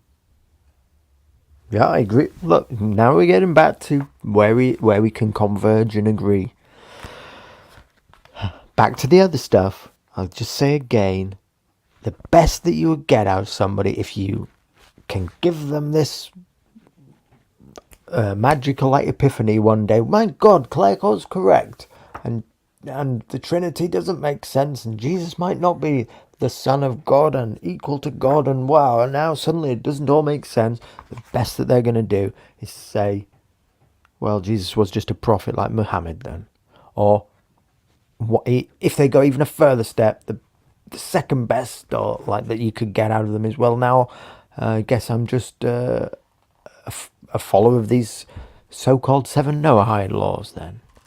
So be it, but I'm still not a Jew, and I'm not that alien thing over there. But the ruling classes of the West can decide what to do about the situation. Because really, what needs to be discussed is, well, for the Americans, really. I mean, are the Americans going to finally admit that not having an official religion has been the cause of all their problems now? Because it's just a mechanical problem if you want to think about it that way. Because if you don't have In the an modern official age, handbook, in the modern age, religion is only a tool, effectively, of political technology.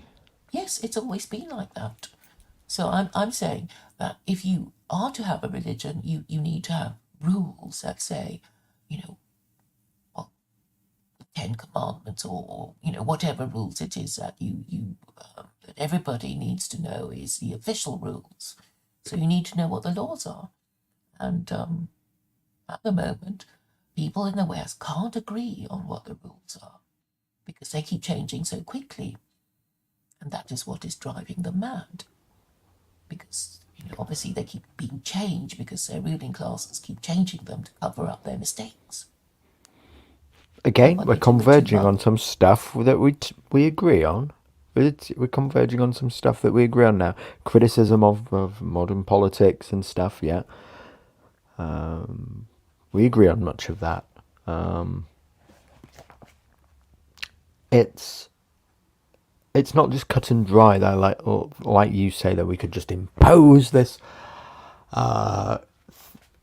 literal thing that is accepted as the word of God upon society, and then the rules would never change, and so then our politicians couldn't change them and get away with them, because even in Islam, even in Islamic societies, they're constantly changing things and incorporating new rules. As I've said, one of my criticisms of your thing is that because it has such a tiny rule set within it, basically, we need like 1 million extra other rules to account for all the other things in life and in the world that the Quran didn't think up on at the time, because Muhammad really was just like some idiot in the desert who was just having everybody on.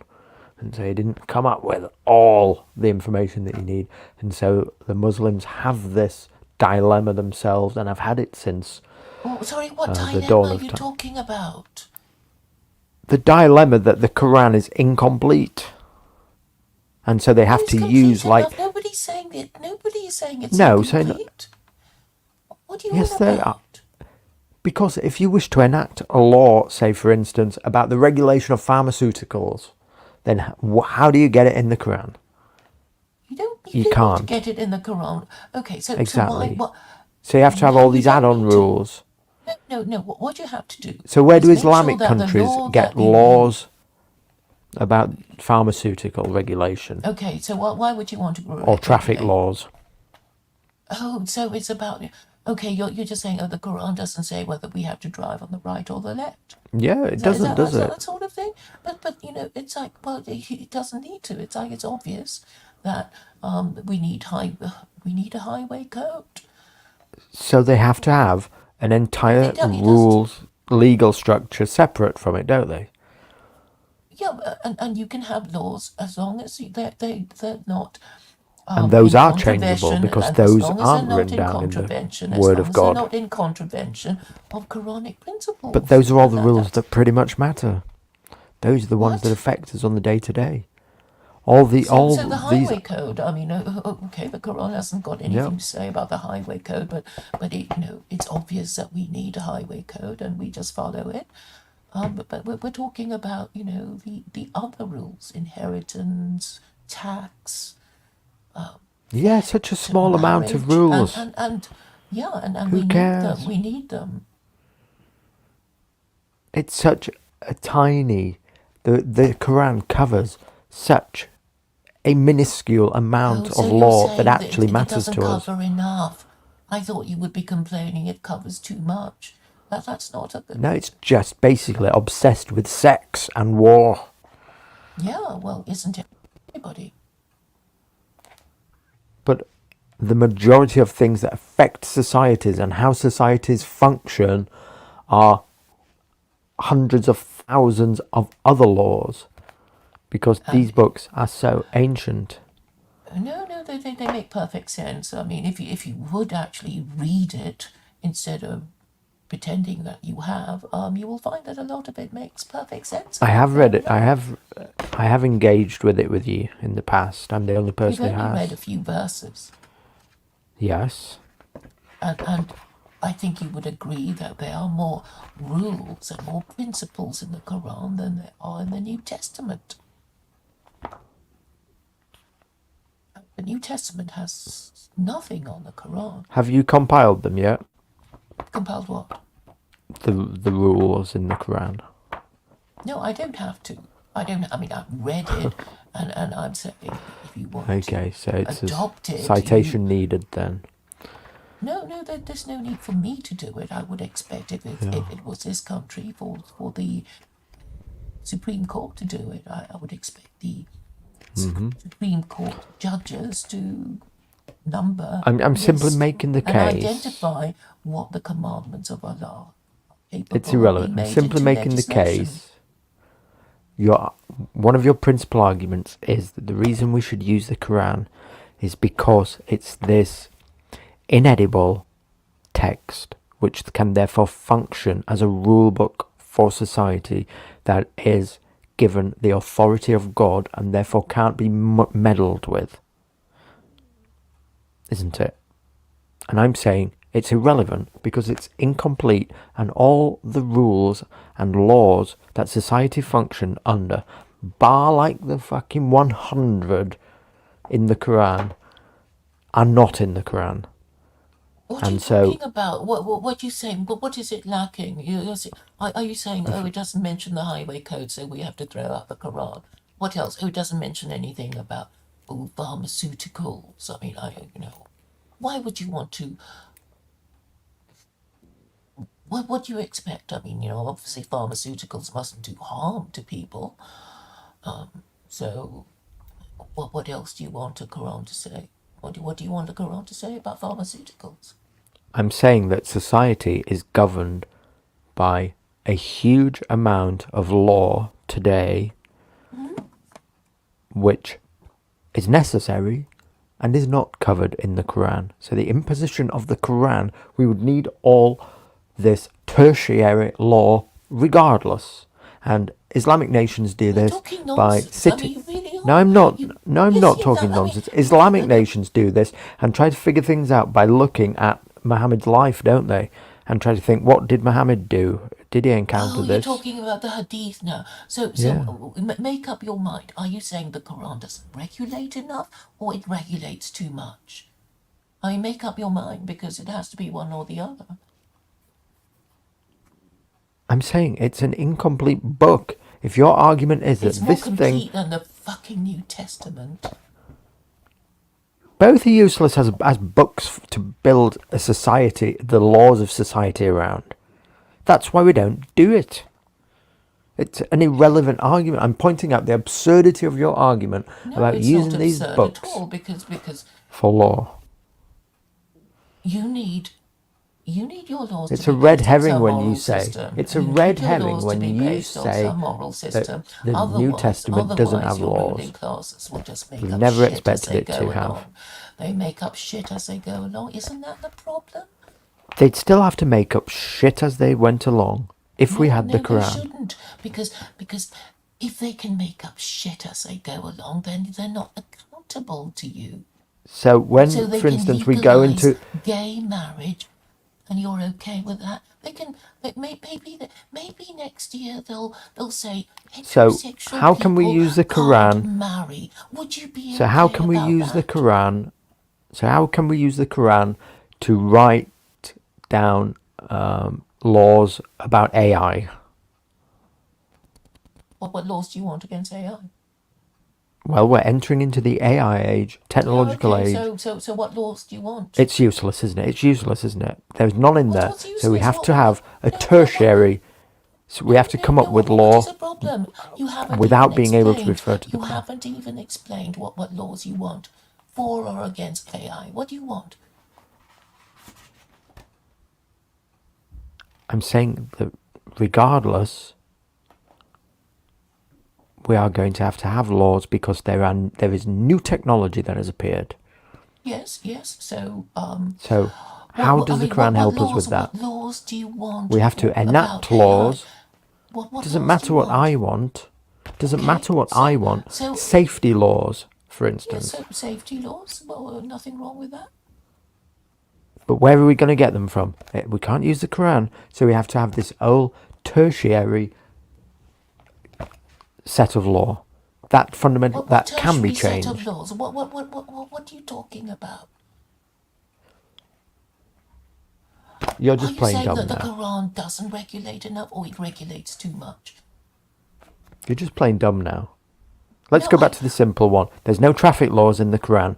Therefore, societies have to have traffic Okay, laws. so are you pretending that if we were to adopt Quranic laws, we would have to kick out the highway code?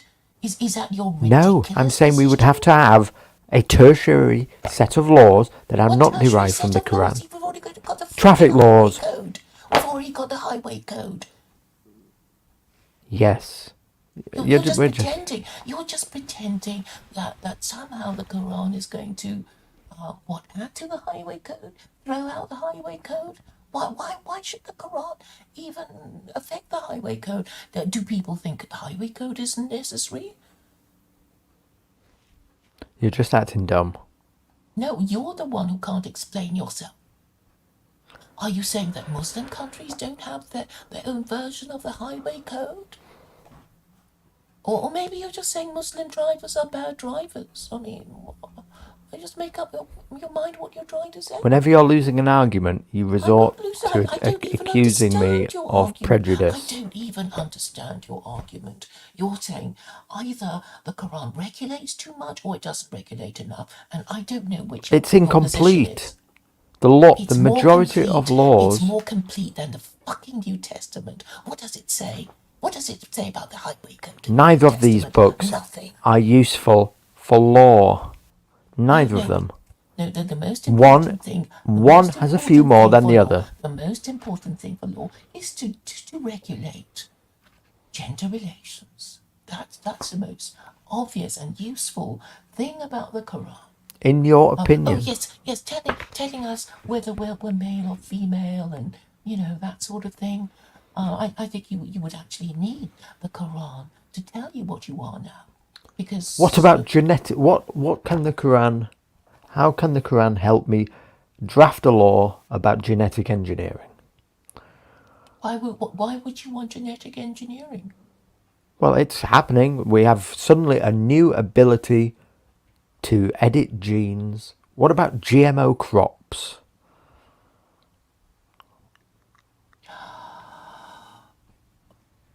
There will be people who will either want to use the Quran to argue against or What for about weapons GM in crops. space? What about weapons in space? The most important thing, and you know it yourself, is gender relations. That is the most important thing of all if you want to remain in existence as a race and a nation. I see. So your all argument the- isn't. all So these, your you know, argument is you know, reduced these down to the fact that the Quran can be a areas minimal that you keep talking blueprint about for are for completely gender irrelevant. relations. Okay. So yes, it's If gender you made that relations. argument, Fundamentally, that I it is could about gender possibly relations agree. and the A regulation minimal of blueprint marriage. just for gender relations. Okay.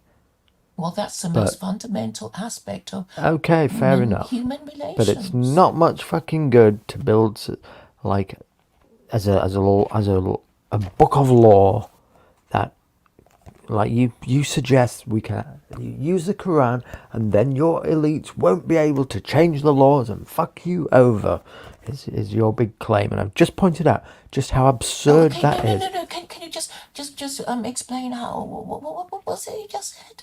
They're going to just change the laws. They're going to redact the Quran or something like that. What No, you said? your point is if you wish to tell the elites that they can bring in this Quran and therefore we can have a set of laws that are effectively ineditable, uneditable, okay, that are considered to be given to us by God, and therefore nobody can change them, and this will have a permanizing thing on society, and new leaders won't be able to come along and change laws because they were given by God. Yes? That's your argument. My argument is indeed that if people believe that their laws are the eternal and universal laws of God, they're less likely Thank to you. change it. And the most important aspect of these laws of God would be gender relations, such as marriage. Okay, so as I've pointed out, the exercise I was going through by pointing out there's all these actual extra set of laws that are actually have the most utility in about 99% of life, then all you're proposing is effectively that the Quran could be a minimal blueprint for gender relations, basically. Yes, I think that on sexual morality, the entire basis of other forms of morality rests. So I mean, I see that you're using all these esoteric laws like the highway code and pharmaceuticals and AI and space wars. Actually, the most important thing that the Quran could regulate is the economy, taxation, the right to property, and the usual criminal laws, and most important of all, whether we're male or female, and who we have a right to have sex with. That is the most important thing, and I think you know it too. So I accept there's some utility in those. I think we disagree, as you know, whether I think that they would be necessarily good for us. For instance, I know it's a debate anyway amongst Muslims about whether that thing about the 20% means 20% flat rate income tax. Your interpretation is that it does. In any case, I think that would simply bankrupt a nation overnight.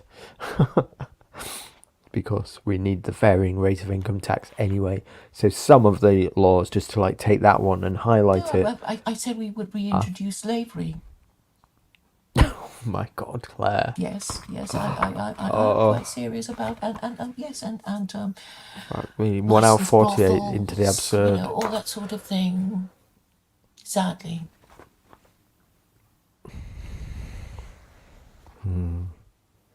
because that you have to make your workforce competitive, and at the moment it's very uncompetitive. That's why the ruling classes keep wanting to bring people in.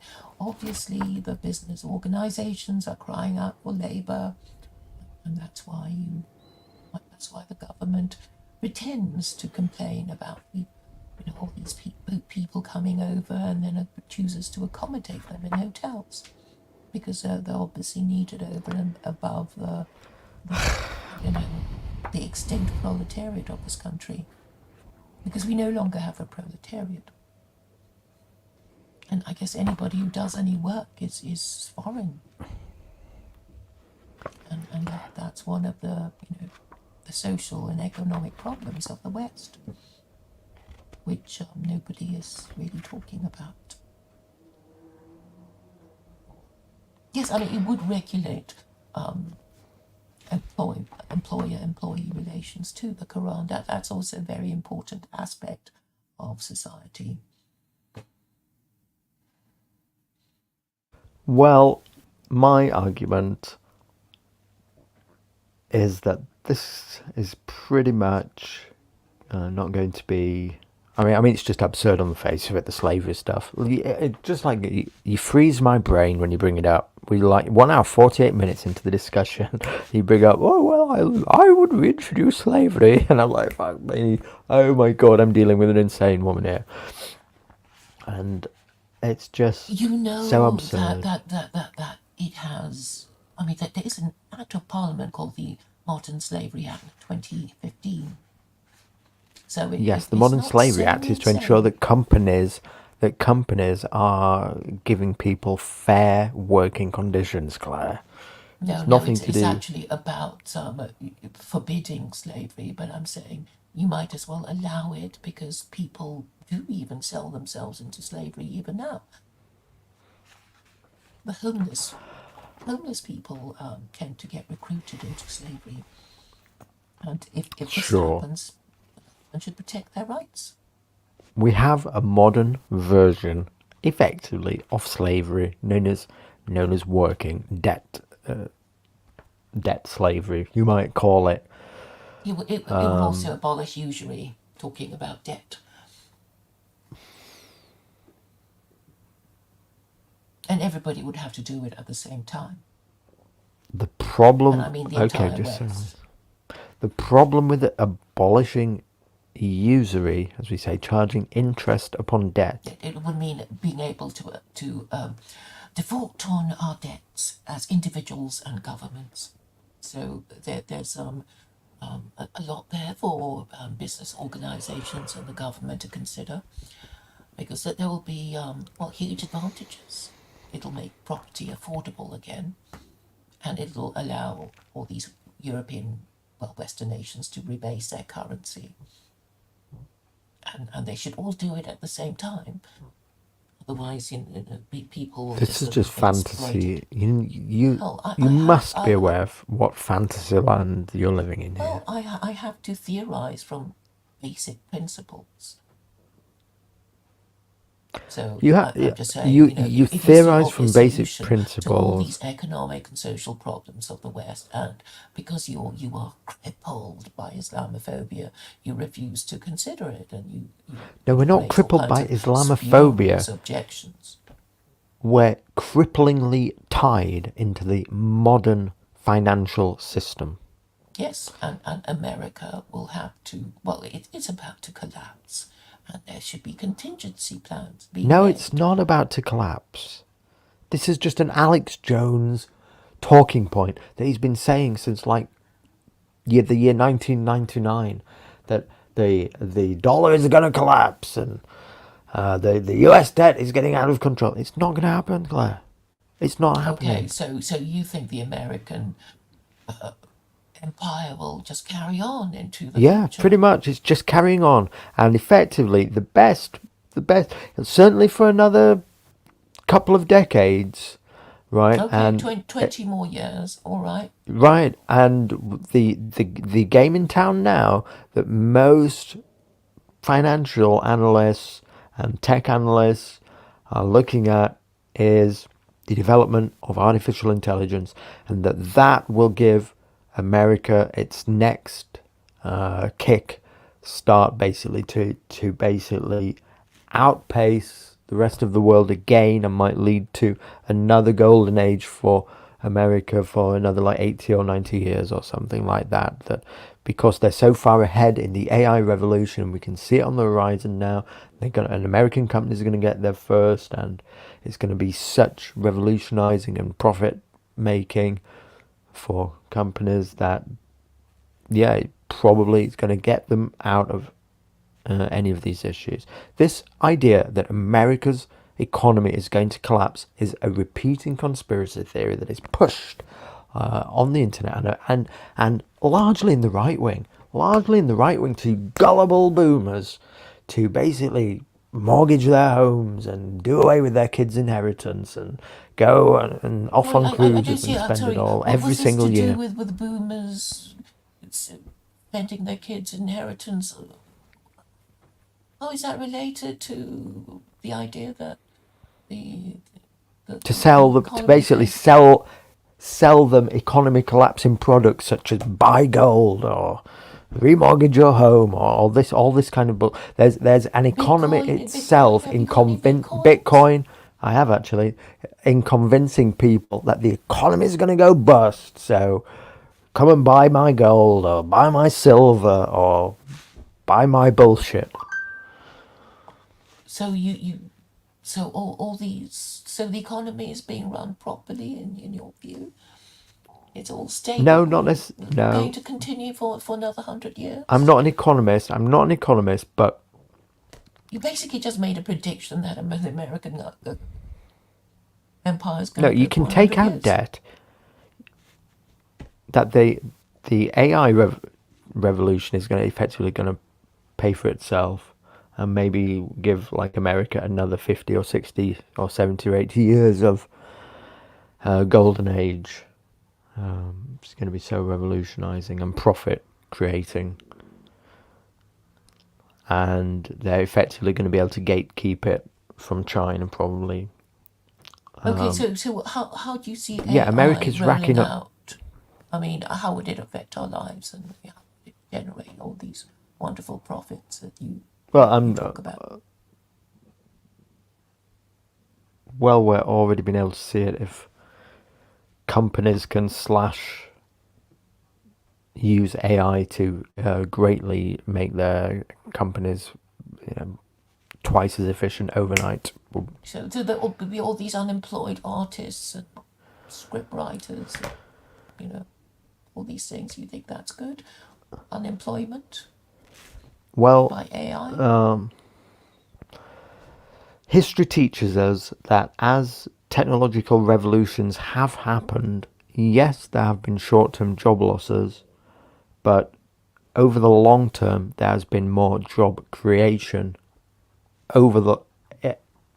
if you take the economy as a whole in each time that they've happened. So, for instance, the spinning jenny might have put out all the weavers out of all the invention of the car might have put horse and cart drivers out of business, immediately out of work. But new avenues open up in like jobs, building cars or things like that, or maintaining the spinning jennies and things like this. It is a legitimate fear that in the short term it creates unemployment in certain sectors, and some are hit more than others. But historically, as it's happened, it's not like a civilizational destroying thing, and there's no reason to suspect that the AI one will be either. It will lead to creation of jobs in other sectors. Okay, so you predict a future of hope and glory for the American empire. Good for another I'm 80 just to saying. 90 I'm years. I'm giving you that's That's the positive spin that you don't hear, and you certainly don't hear on the right wing, because we're all about giving this fucking doom, these doom prophecies, and convincing you that everything's going to collapse. Basically, there's this You don't see collapse World War III as a propaganda. danger at all. You just I think dismiss it's a it. danger. I think it's a danger for sure. So if it does blow up, then all these sort of dreams of hope and glory. I think if it does happen Anyway, again, American America Empire is as well. America. Unbelievably, Claire, America's the best suited, best located place to survive it, aren't they? They're the best geographically placed, least invadable, most geographically self-isolated from the rest of the world, because we know if it kicks off, where it's going to kick off, it's going to kick off in the Middle East and Europe, maybe in the South China Sea or something like that. And America, again, is best placed, best suited, geographically isolated to weather it either way, just like they did with the Second World War. Okay, so Europe is going to blow itself up, and Could do. you're happy with that? Of course not. I Well, think it that sounds like I'd give it a want 2% European 2% leaders possibility to keep, based upon how to bad things are at the moment. Yeah, but following the orders of America, it's who not. is suffering It's from not. dementia. It's not 0%. It's not 0% chance. But if it does, again, like I say, America's. You might not want to hear it, but America's best place to survive it. Okay, but we're not. We're in Europe. But you still praise America. You want them to survive, even though, we might get nuked by Russia. We might perhaps you think you at heart you're American, or you might be sort of magically transported to America when World War III blows up. Maybe you're planning to go and settle there. What are you getting at? I can feel you itching around to say, and therefore, because you're a warmonger and you support Ukraine. That's what you're getting at, isn't it? Come on, just hit me with it. Oh, I just see no reason for you to blindly want your leaders to unquestioningly spend all that money and pleasure on a war that doesn't benefit Europeans. So, I don't know, maybe inside you identify as American, even though you live in the UK. You think World War III No, blowing Claire, up won't I've affect just you. been.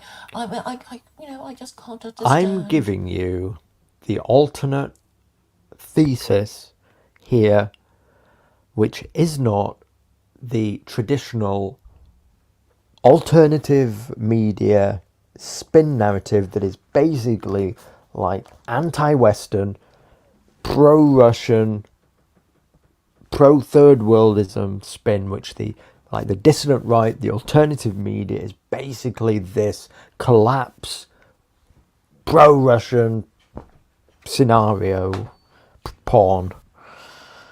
And there is an alternative view of things that is America still continuing as a hegemon in the world, that it's best suited to do it, that whatever plays out, it's most suited to survive it, that the likelihood is that it's most going to benefit from the revolution that we can all see taking place in our AI, that the economy isn't going to collapse, and even if it does, the American economy again is the most suited to weather it.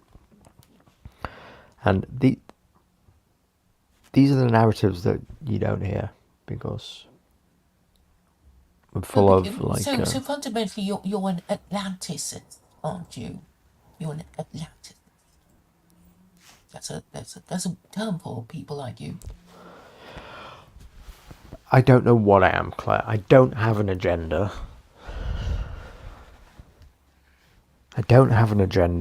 I'm just a dude on the internet.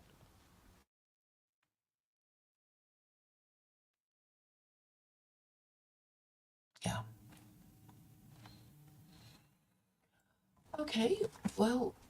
All right, it's been fun, We hasn't got it? out of you an interesting prediction. I guess see if it comes true or not. Yes, indeed. I wouldn't put all your money. I wouldn't bet on the American economy collapsing. So, if you notice, it never has yet, has it? It's always predicted to do so Well, very I mean, soon. you get the Wall Street crash, and then people suffer, and people recover. Yep. It's never gone away though yet, has it? Despite all the doom and gloom, Yeah, disaster I'm porn. just saying, all these political problems are caused by America not having an official religion, and I think people are just wising up Full to it. circle. Yeah. Sure. All right, it's been fun, madam. All right. All right, I love you and leave you. Thank you for having me. Thank you for coming. Goodbye, Claire. Good night.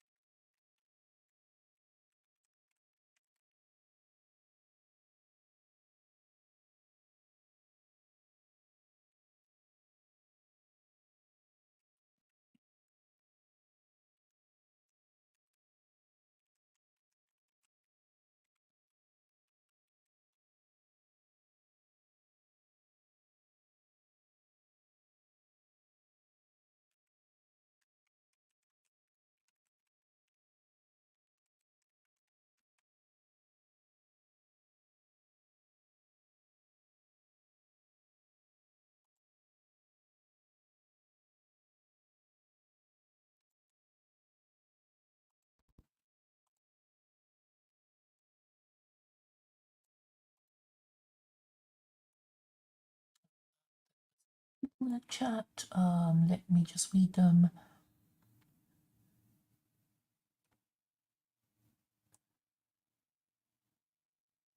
No complete sentences.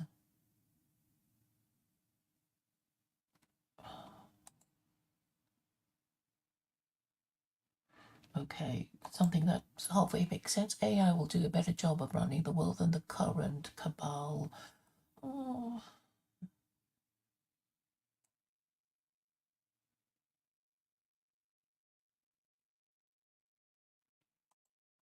Non-slavery act is to enshrine massive immigration in law. All someone has to do is claim their risk of slavery if they are deported to gain refuge. Oh, well, I didn't know about that. Let me just look up what it says on Wikipedia.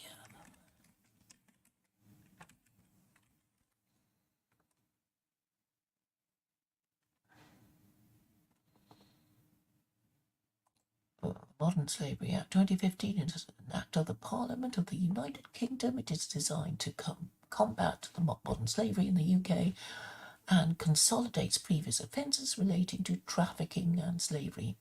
The Act extends essentially to England and Wales, but some provisions, for example, relating to modern slavery statements and cross-border pursuit, apply in Scotland and Northern Ireland.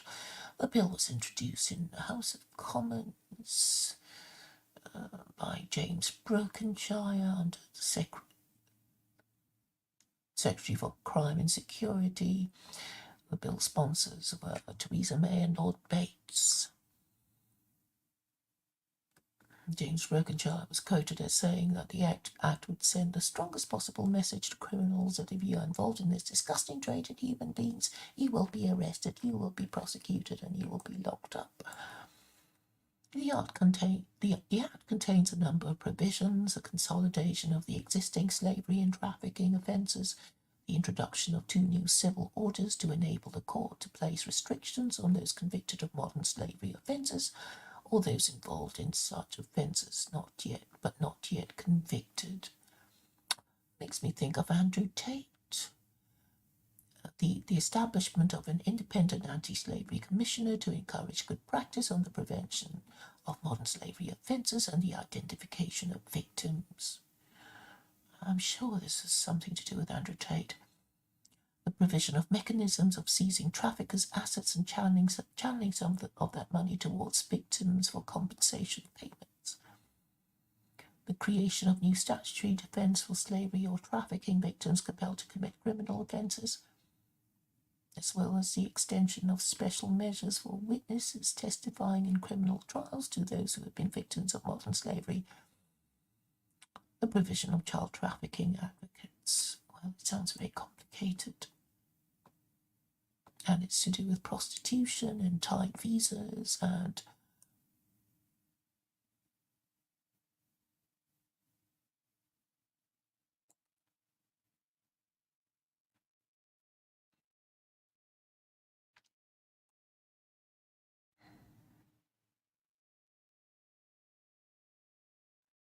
I won't read you all of it, but I will put it in the chat to show it is actually quite complex and not without controversy.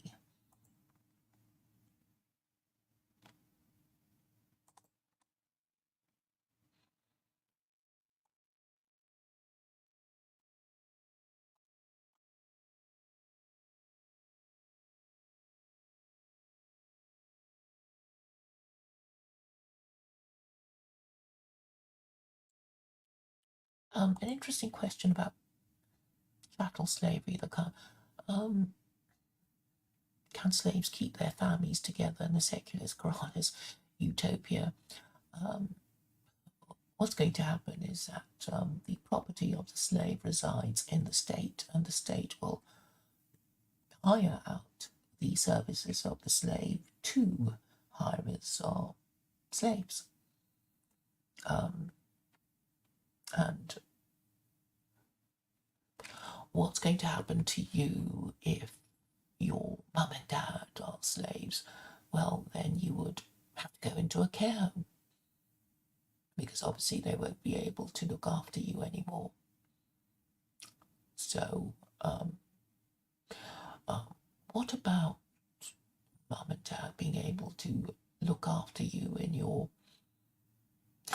slave family home? But the thing is, if the whole point of becoming a slave is actually not having a home, because if you have a home, then you're not a slave, because slaves can't really own property. But I don't mind if you have more interesting questions for the operation of slavery. I know in ancient slavery people were slaves have been known to have families kept under the same roof by their slave owner, but they've also been known to be broken up. So I don't pretend to know all the ins and outs of it.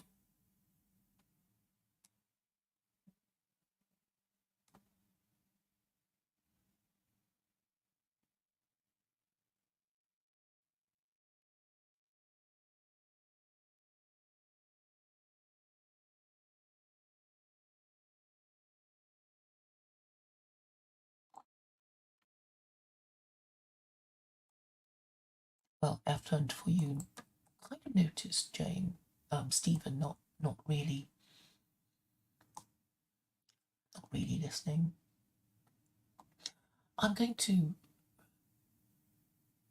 explain again what I think is a problem and why it can be quite easily fixed if only I have the cooperation of the media. It's the easiest thing to make the point that everything is going wrong because the West doesn't have an official religion, America doesn't have an official religion.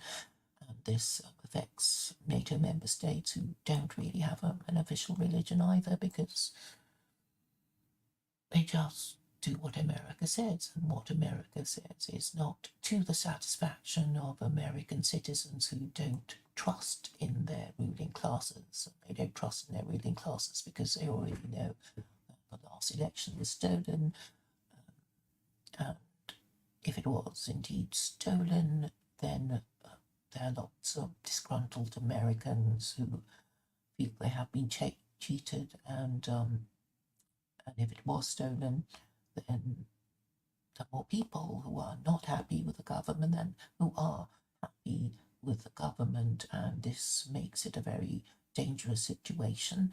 And if America is going to go around starting wars without the support of their own people, then it can only accelerate the ending of the global hegemon. And this is really what the most important point to note. So if you care about America, if you are an American and obviously you don't want your country to go down the toilet, you would want to prevent this disaster of America causing World War III and all the consequences that would come with being known as the country that started World War III. I mean, there is disgrace also to be considered by the American people, because it's sort of, if your system is so wonderful, then you should be able to fix the problem of having a rogue ruling class. And if they're also terrible and you can't do anything about it, then democracy is obviously the biggest fraud on earth and should be abandoned ASAP. And this task falls onto the shoulders of Americans, because, well, only the American people can get rid of their rotten ruling class and their rotten political and moral system. So it's over to the Americans to do something about their out of control ruling classes. So thank you and goodbye.